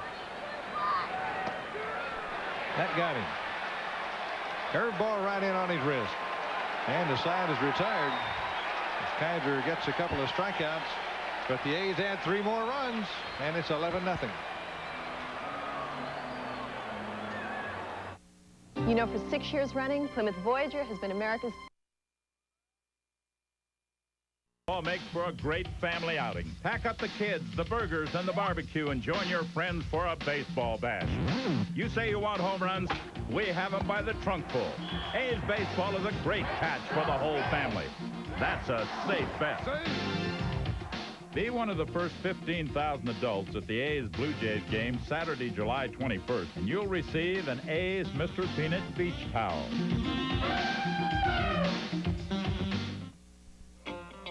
All your life, you've been lean and mean. You needed everything in Gatorade. But times change. That's why there's new Gatorade Light Thirst Quencher. Because you still need those fluids and minerals. But you definitely don't need as many calories. New Gatorade Light. Low sodium, low calories. Because you'll always be mean. We just want to help you stay lean. New Gatorade Light. And the American League scoreboard, a doubleheader also at Yankee Stadium between the Twins and the Yankees. The first game going 12 innings. Twins scoring 2 in the top of the 12th. They won that ball game. Berenguer, the winner in relief. Andy Hawkins went the distance. 12 innings. He picked up the loss, 1 and 6. Yankees now have lost 5 in a row. The nightcap, Yankees scored 3 in the first inning against Roy Smith. Dave LaPointe on the mound for the Yankees. Detroit 1-0 over Kansas City. That run coming on Cecil Fielder's 28th home run of the season. Seattle, Toronto. The Blue Jays have scored a run. It does not show there on John Olerud's home run. Holman against Wells. Baltimore and Chicago tied at 2 apiece. Randy Milligan, his 14th home run of the season. Harnish against Perez. California 3-2 over the Brewers. It's all the scoring done in the first inning. Langston against Dennis Powell. And a ball game just underway at Texas. Boston and the Rangers scoreless. Gardner against Brown. And here's Mike Moore against Joel Skinner, who hits the first pitch on a line to Ricky Henderson. Snatch catch on the ball, and I'm not sure he had picked up right off the bat. He sort of stood right in his tracks. I think you're exactly right. Good thing he saw it. That one would have eaten him up.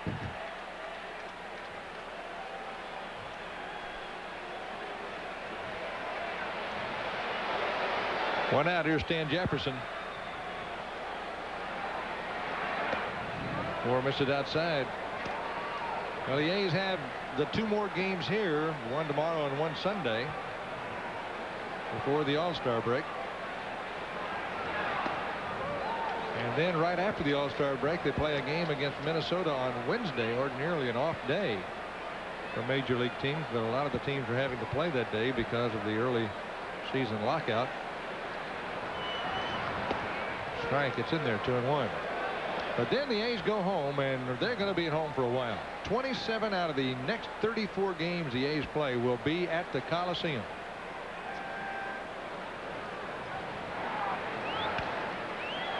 Well, speaking of the lockout, the final 3 games of the season will be played at the Coliseum. 3 games against the California Angels. Those games also being lost early in the season. And I was told today that the seats are available to the general public. They're on sale right now for those 3 games, October the 1st, 2nd, and 3rd at the Coliseum against the California Angels. Those could be big games. Who knows? Here's a 2-2 pitch. Just outside. Yeah, we're told also that weekend games coming up are going to be tougher and tougher to see baseball games. And if you want tickets to any of those home games, we're told you should get them early. Oh, Mike Moore thought he had a strike there. Stan Jefferson gets a walk. It's the 4th walk Mike has issued in the game. 1 out, 5th inning. Pitch just called outside by Greg Kosk, the home plate umpire. Jamie Quirk behind the plate doing a good job catching the ball. Framing, as they call it. Catching it, keeping it on the corner. And there's a proper way to catch the baseball, and he did that. Here's Jerry Brown. We're in the 5th inning. The Athletics lead 11-0.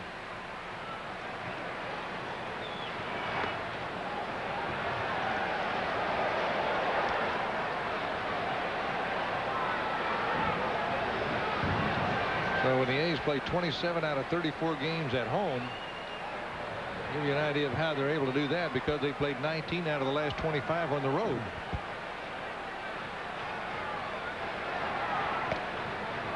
Ball's moving a little too much right now. 2-0 the count.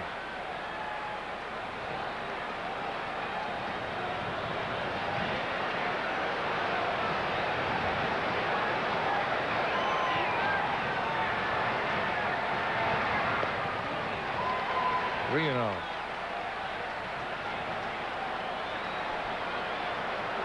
In that homestand, there will be a doubleheader against these same Cleveland Indians. On July 18th. July the 18th, Wednesday afternoon. A Tribe in town the 16th, 17th, and 18th. That would be the second series after the All-Star break. The Brewers in town for a 4-game series. A rain out at the Coliseum on midday. 45,000 on hand. The game got underway, but was called after just a couple of innings.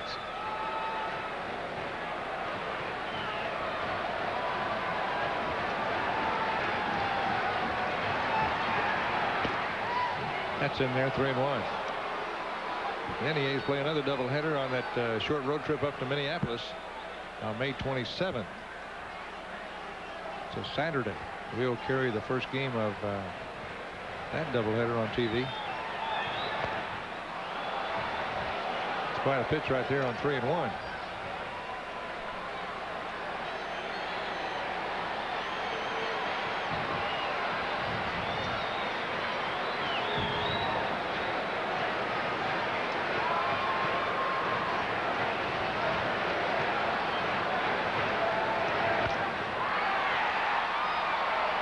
Dave Henderson closes in on it, makes the catch. Good comeback for Mike Moore, going from 3-0 to get Jerry Brown. So Mike has had a tough time of it. You might not think so, but he got 2 runs in the first inning. His ball club did. Then he had some trouble, bases loaded in the second inning. So he goes from pitching with a 2-run lead, a possibility of 1 hit tying the ball game, to now pitching with an 11-run lead. So you have quite a contrast in the types of pitching that he's had to do in just 5 innings of baseball.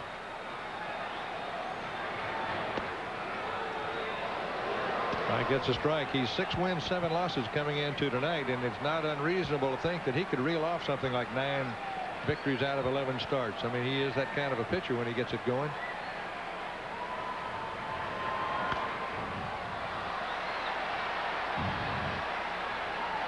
He did something. Go ahead. He's just throwing a forkball on that pitch. So important to try to stay in your same game. And Jimmy might have called one pitch. He shook him off and threw the forkball.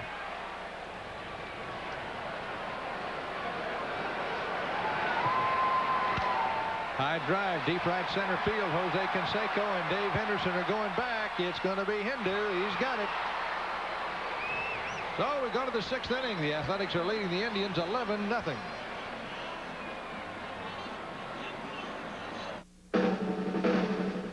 This is where the legend began, at places like Santa Cruz, Monterey, and Ocean Beach, with guys who'd been to Colorado and discovered the beer made with pure Rocky Mountain spring water, a beer you couldn't get most places. Word spread and the legend grew. Today, people are thirsty for a lighter, more refreshing premium beer. Funny how the one they're looking for is the one that's been there all along. Original Coors, the Rocky Mountain legend. Can you pass the Great America History Test?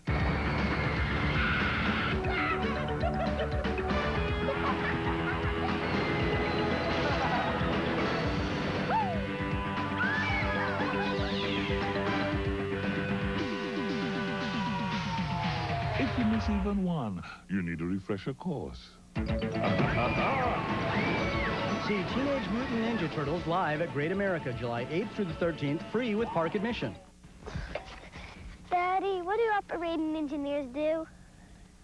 Well, right over here.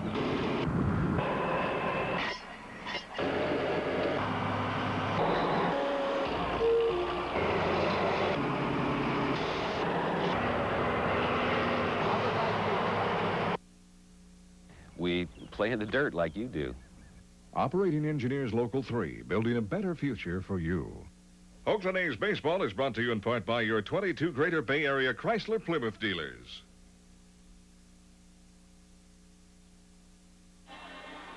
National League scoreboard, Houston and Montreal tied at 1 apiece. The runs coming on home runs, Houston Stubbs and Montreal Walker. Darwin against Boyd. Cincinnati 3-0 over Philadelphia. Larkin and Hal Morris have homered for Cincinnati. Danny Jackson against De Jesus. Atlanta 2-1 over New York. They're in the bottom of the 6th inning. Cone against Avery. Other 3 ball games: St. Louis at San Diego, Pittsburgh at Los Angeles, Chicago at San Francisco. A little later starts. Here's Lansford. 11-0. There's a liner right back to the mound, and Kaiser got that one right in the middle of his follow-through.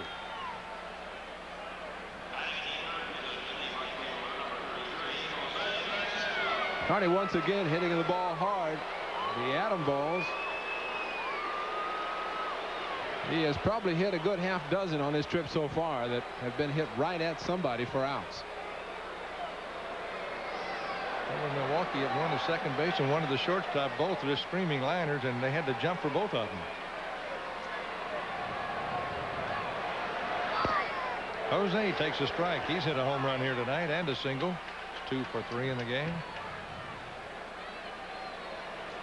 Pass along happy birthday wishes a couple of the A's players, Willie Randolph and Todd Burns, celebrating their birthdays today. Jose had one while since we've been gone too. Right. July 1st, was it? Something like that. I think that was right. 26 years old. He and the twin brother. July the 2nd. July 2nd.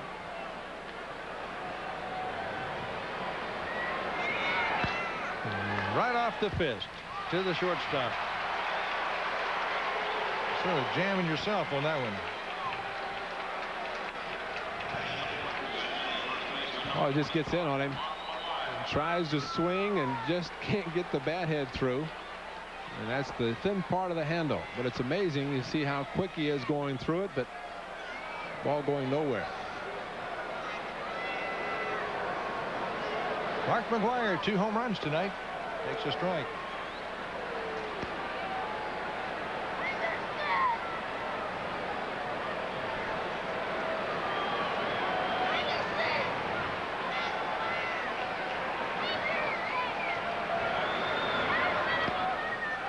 Kind of fought that one off. It's 0-2. It's not surprising to see Mark McGwire hit a couple of home runs. He has hit a few here in just a short time. The big one against Doug Jones, the last ball game here in the first trip in. Hit it off him in the 9th inning. A 2-run shot off of the McDonald's sign up in the upper deck in left field. The Big Mac hit to Big Mac. Yes, huh? he did.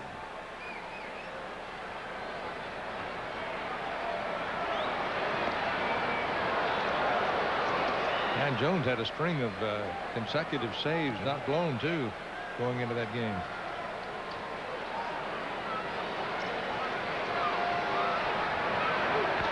Pop that one up. Well, Maldonado let the second baseman Brown take that one all the way. So we go to the last half of the 6th, 11-0 Oakland. Sunnyvale Ford and Landmark Van Conversions announced the grand opening of the Sunnyvale Ford Van Conversion Center. For the next 10 days, you can speak to a factory representative and buy like a dealer at factory direct discount prices. Save up to $9,000 on a Landmark Van conversion. Choose from 25 from only $299 per month after $700 factory rebate. Plus, get free passes to the Santa Cruz Boardwalk with a test drive. While they last, get grand opening factory direct prices for a limited time. Only at Sunnyvale Ford Van Conversion Center. Hit the freeway to Sunnyvale and buy like you've never bought before. It's the friendliest territory there is. First Interstate Bank territory, where thousands of people are ready to help you with your banking needs. Because only First Interstate has offices in more cities and states than any other bank system. So whether you're in your hometown or traveling out of town, come to First Interstate Bank and discover how nice it is to have a bank that can go the extra mile for you. Flying to Burbank or San Diego for business?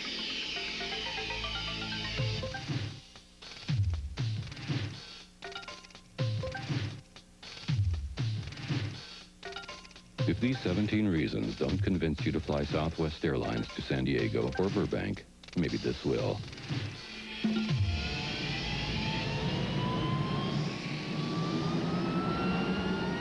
Fly Southwest Airlines. You'll save a lot of money. On Monday, July 30th, the A's host the Seattle Mariners of Jim Lefevre, one of the surprising teams in baseball, and all tickets with the exception of bleacher seats will be offered at half price as part of the Alameda newspaper group's half price night at the Coliseum in Oakland. A great opportunity for you to come out, and I'd suggest you get those tickets early. You can call tonight, as a matter of fact. Ticket offices are open by phone at any of those Bass numbers you see, and make sure you have them in advance. As Ray mentioned, all the weekends are getting tougher and tougher to get there.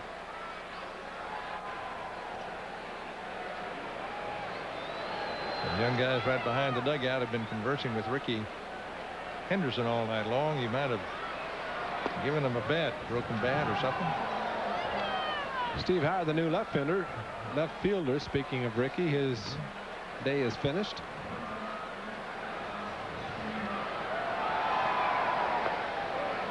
Maierga takes low. It is 2 balls and 1 strike. Mike Moore has given only 2 hits. Yeah, we'd remind you that the best way to get tickets for any of the A's games, call the Bass numbers and you can get them in advance.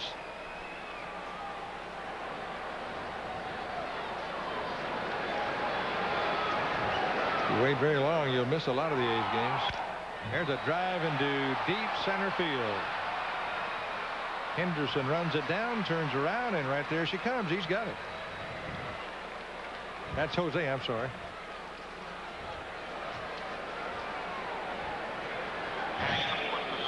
He caught the last 3 balls in a row.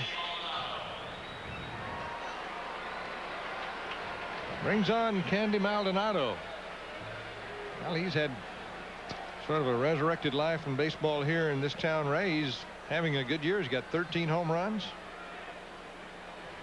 He's found a place that likes him, and he likes it. Yeah, Jose Morales, the hitting coach under John McNamara, was with Candy over in San Francisco, and he has helped him tremendously. Got off to an excellent start. He's getting a chance to play every day, and that's something that every player hopes to be able to do.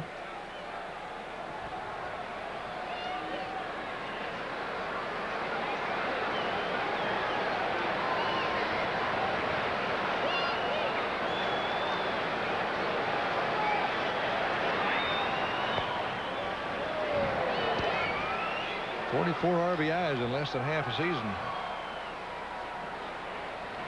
He's getting what they wanted from him. Oh man, that's a high bouncer. Carney Lansford going to have to gun this one. He did. What a play by Captain Carney.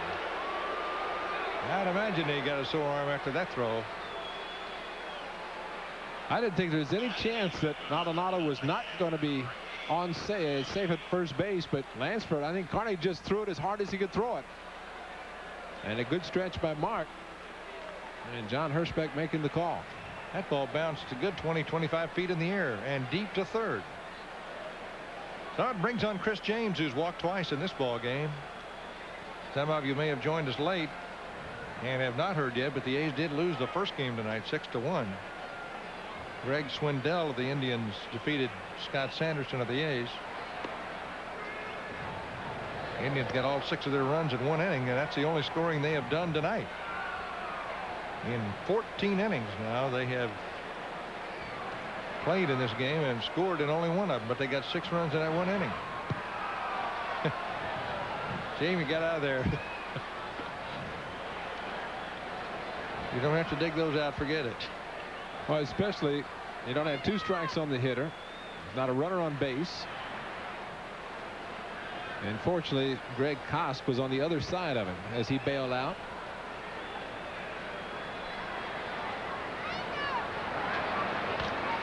Drive to left. Howard there makes the catch. 3 up, 3 down. So we go to the 7th inning. The Athletics are leading 11-0.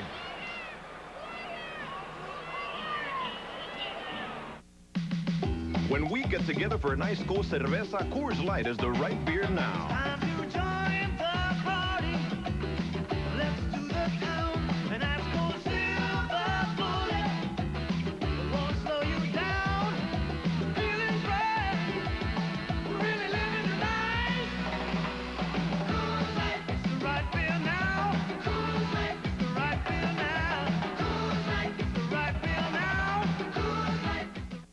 Excuse me, what's the first word that comes to mind when I say ham and turkey melt? Double fudge cake? Ham and turkey melting with cheddar and Swiss on golden grilled sourdough? What do you think of? Double fudge cake. Not a bad thought, because now at Jack in the Box, you can get a free piece of double fudge cake. Just buy a ham and turkey melt, regular fries, and a regular Coke, and our delicious double fudge cake's free. Now, what do you say to that? Ham and turkey melt. It just died, just out. The equipment wasn't working, switch wasn't working. You name it, it doesn't do it. And I'm getting to know repair people actually on a first-name basis. The guy didn't know what he was doing.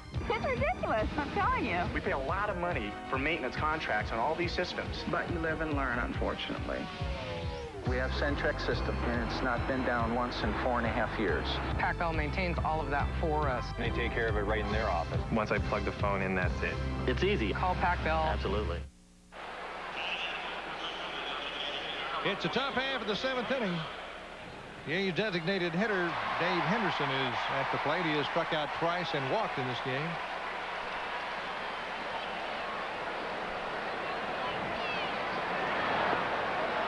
Curve is low for a ball. Jeff Kaiser on the mound. He is the 3rd Indian pitcher. Valdez threw 4 home run balls in 2 1/3 innings.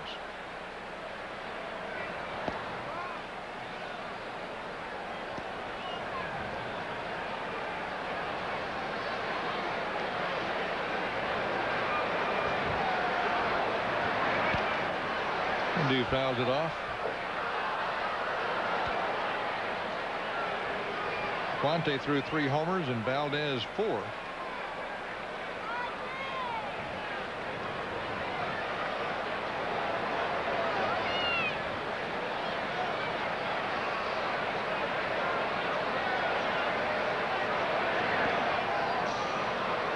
You know, 7 home runs tonight. You get the home run trots. Remember the home run that Bo Jackson hit, the inside the park home run at Kansas City? Yeah. You were there. Did he flip up at the end, pop up? Mel Hall hit one recently. All right, it's been a little while ago, I guess, against the Minnesota Twins at the Metrodome. Right off the chest of the 3rd baseman of the shortstop. Viaga must have a strong chest when that ball bounced 25 feet to his left. And he was playing deep also, almost on the outfield grass. And he gets an error after taking one off the chest. But Mel Hall, when he hit the home run at the Metrodome, he took, I can't remember exactly how long it took, but when we got to the ballpark this afternoon, ESPN had their baseball magazine on, and they did something which was rather interesting. They had Mel Hall going around the bases, and they timed it. And then they took Bo Jackson in a split screen. Bo, starting from home plate, he lapped him. He went around twice before Mel Hall was able to get to home plate. That's how slow he went and how fast Bo was running, because Bo's was an inside the park home run. But I think Mel Hall had to take at least a couple of minutes, as slow as he ran. We heard about that one somewhere. I forget where it was we went. Somebody was telling us about it. And he got knocked down the next time up, too. Felix Jose takes a curve for a strike. Felix tonight's had a couple of base hits. Played well in center field. He's played all 3 outfield positions for the A's and played them well. Batting a very respectable .251 with 4 homers.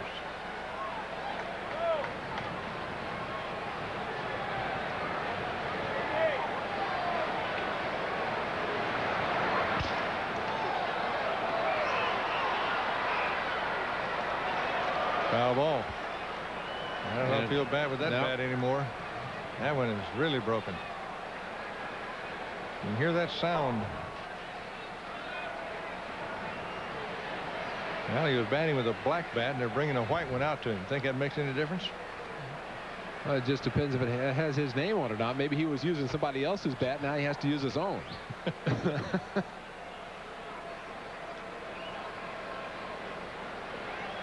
amazing, hitters who have such a great swing that they never get jammed, never hit the ball off the end of the bat. They have just about 5 or 6 inches where they hit the ball consistently. And Barriga's got a strong arm. He whizzed that thing over from deep 3rd base. Henderson goes to 2nd. Jose is out at 1st.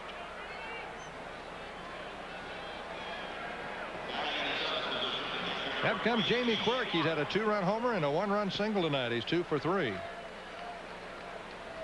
We were talking to Dave Stewart on the bus before everybody got on tonight, coming to the ballpark, and asking him how he's feeling, and we were talking about that outing that he had in Milwaukee after the no-hitter first time out, and he said, boy, said, I thought I felt pretty good warming up, but not real good. He said, I just kind of tired. He said the longer he stayed out there, and it wasn't very long, he said he really realized how tired he was. Mentally fatigued and so forth, everything that came along with that no-hitter. And you look back, Ray, over the years, the guys who pitch no-hitters who come back and have a good game after that, very few do. Remember Catfish Hunter, after he pitched his perfect game, the next time out threw 3 or 4 home runs against the Minnesota Twins. Same team he had pitched the perfect game against.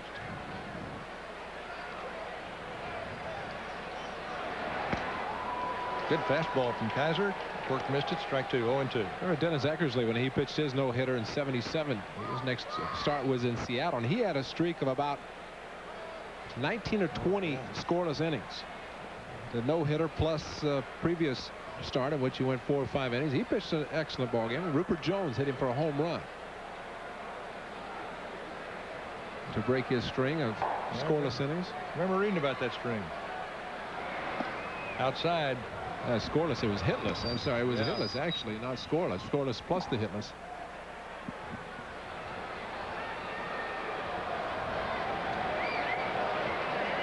We're in the 7th inning. The A's had 7 home runs in this game by the end of the 5th.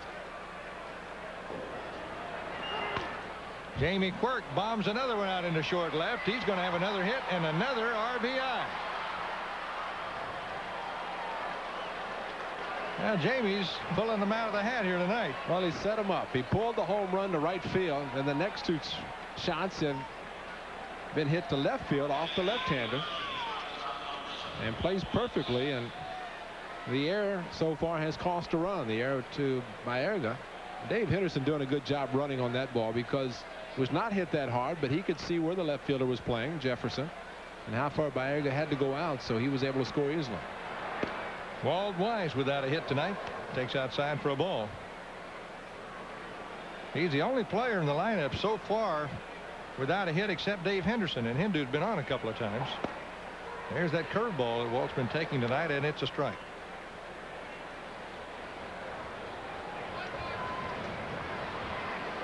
That batting average right there is not right. It's at 286. He dropped down to 275 as of tonight, as of this at bat.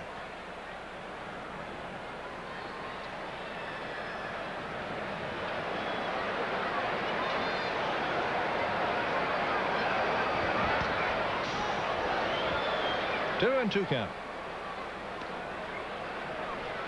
Kurt Young tomorrow night, and we'll be on the air on the A's television network again beginning at 4 o'clock West Coast time. Bud Black,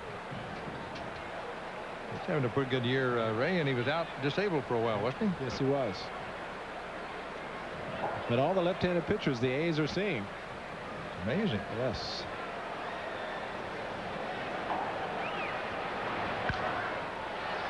Three in the Toronto series, 2 in the Milwaukee series. That's one down in the first game, and Black tomorrow night.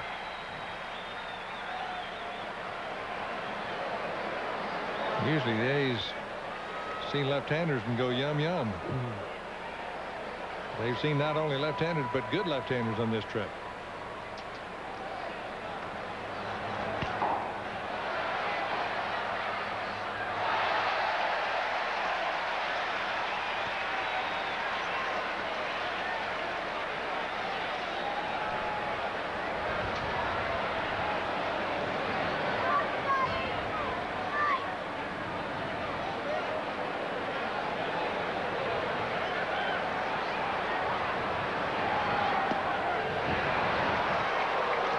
That's strike 3.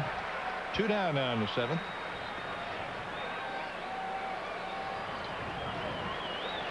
He must have a good curveball, Ray, because he's throwing it a high percentage of times, even to these right-handed hitters.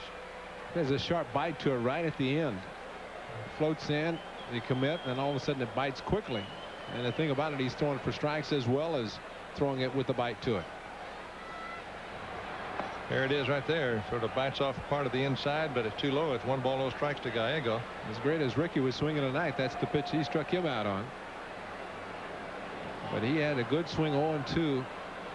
The slider from Guante after seeing 2 good sliders and the one that hung for the home run.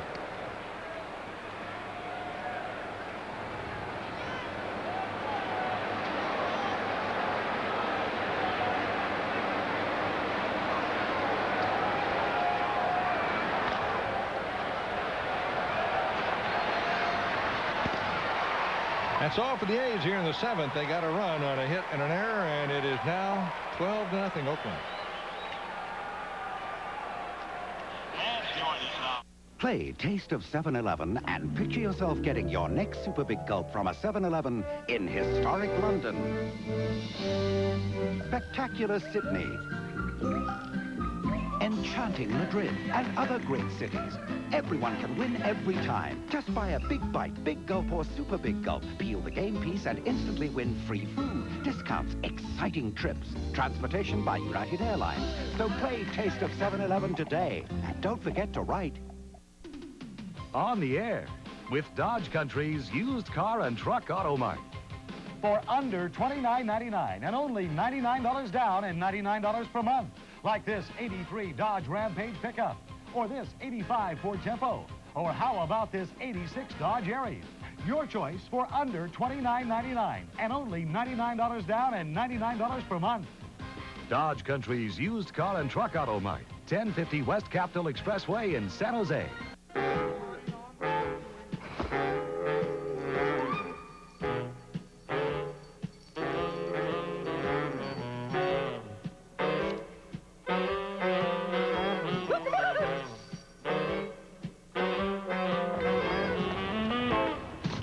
Never know when the Joker will pop up in Joker's Wild, the California Lottery's new scratcher game, where you could win a trip to the big spin instantly.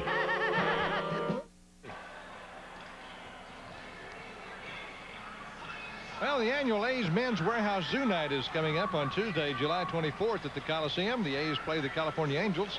Regularly priced $7 upper reserve tickets will be only $3 when purchased at a Men's Warehouse store or at the Oakland Zoo. Proceeds from that event will build a new home for the Lions at the Oakland Zoo. So pick up your tickets before July 16th at one of the Bay Area Men's Warehouse stores or the Oakland Zoo. It'll be a big night. The Lions will thank you.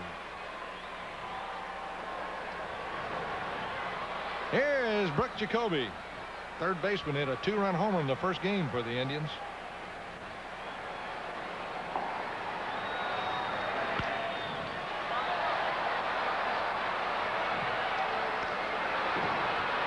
Ray, you know that job of the manager picking the alternates for the All-Star game every year. You make friends some places and enemies everywhere else. You cannot be a winner in choosing that alternate group here in Cleveland. They were on Tony La Russa, but he did pick an Indian. He picked 2 of them here. Doug Jones, the reliever out of the bullpen. But I tell you, the guy that had some class is this guy right there, Brooke Jacoby. Had some good numbers, and he said, hey, I didn't expect to. I didn't get it. He said, I would rather put the numbers up for my team and help the team win. Yeah. He said, if I make it, fine. He says, I'll enjoy the time with the family. Well, there was some pretty good competition for third base this year. Here's Felix Fermin.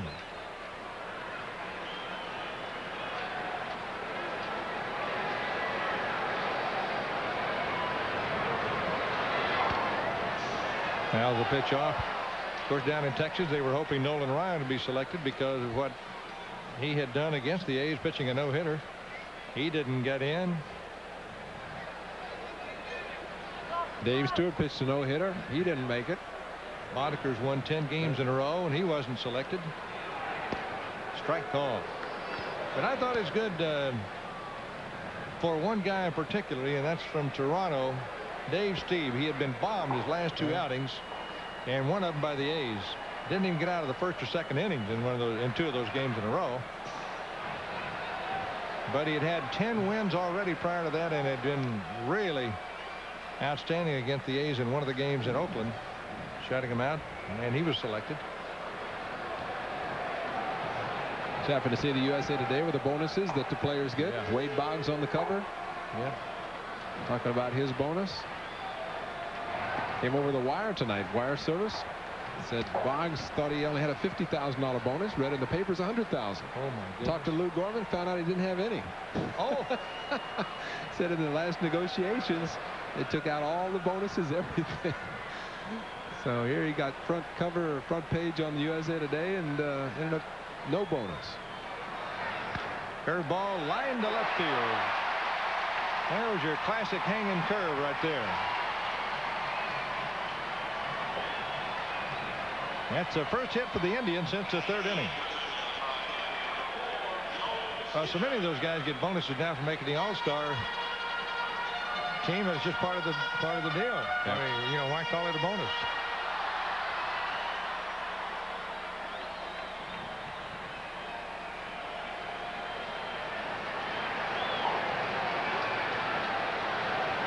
Joel Skinner has walked in line to left.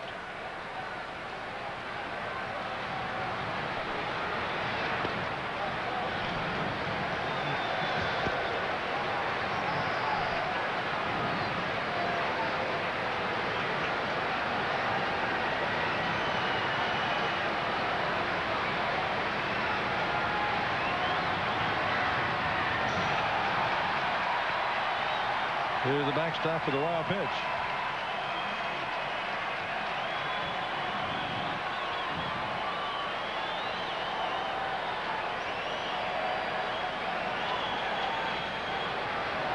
Well, that time Jamie had to try to block that one with the runner on base, but still couldn't get to it as it bounced about 3 feet in front of him. I don't know if it's the fork ball or the curve ball. I think maybe the fork ball that just got away. With a 12-0 lead, Ford experiment a little bit. He's not really had that good fork ball this year that he had last year for some reason. And he needs to find that. It's a big pitch for him.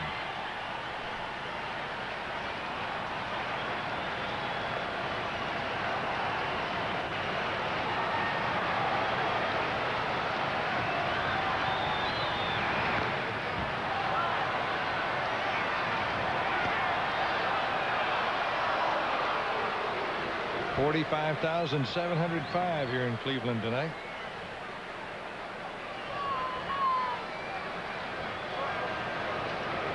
They've had the largest single night crowd of the season in Major League Baseball this year here, 68,000 plus.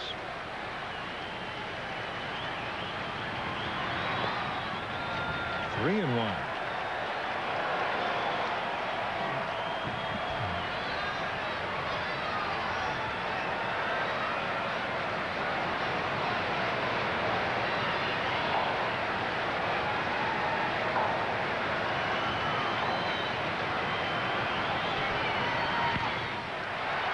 Big hop up. Gallego knocked it down. Couldn't make a play. I thought he had a break there for a minute because the ball hit the mound and bounced up in the air. If it stayed on the ground, Mike wouldn't have a chance. And I think if he catches the ball, he's going to get up and throw Skinner out. But once he hit the ground, it popped out. I saw that earlier with Burbine, the ball bouncing up to him. He got the out. So there's one out. Runners first and third. Here's Stanley Jefferson. He's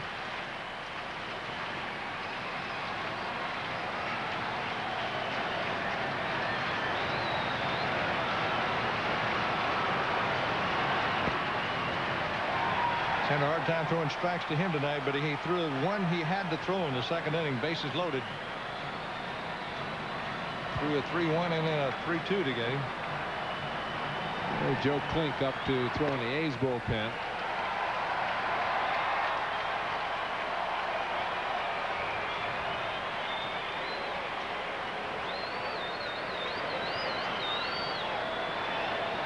Pitch count, Mike Moore, just over 100 pitches, 101 on the night. So it's coming back on 3 days rest, as we talked earlier. This will be his last start before the All-Star game.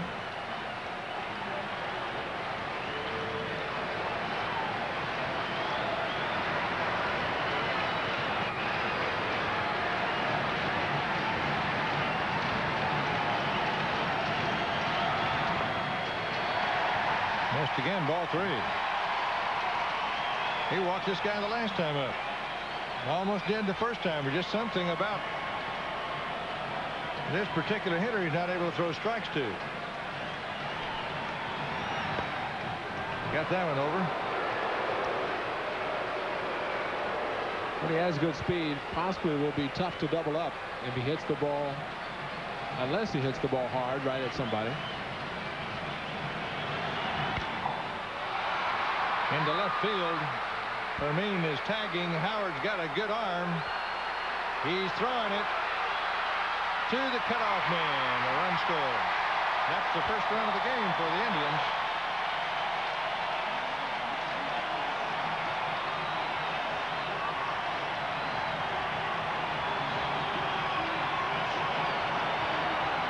So it's 12-1 now.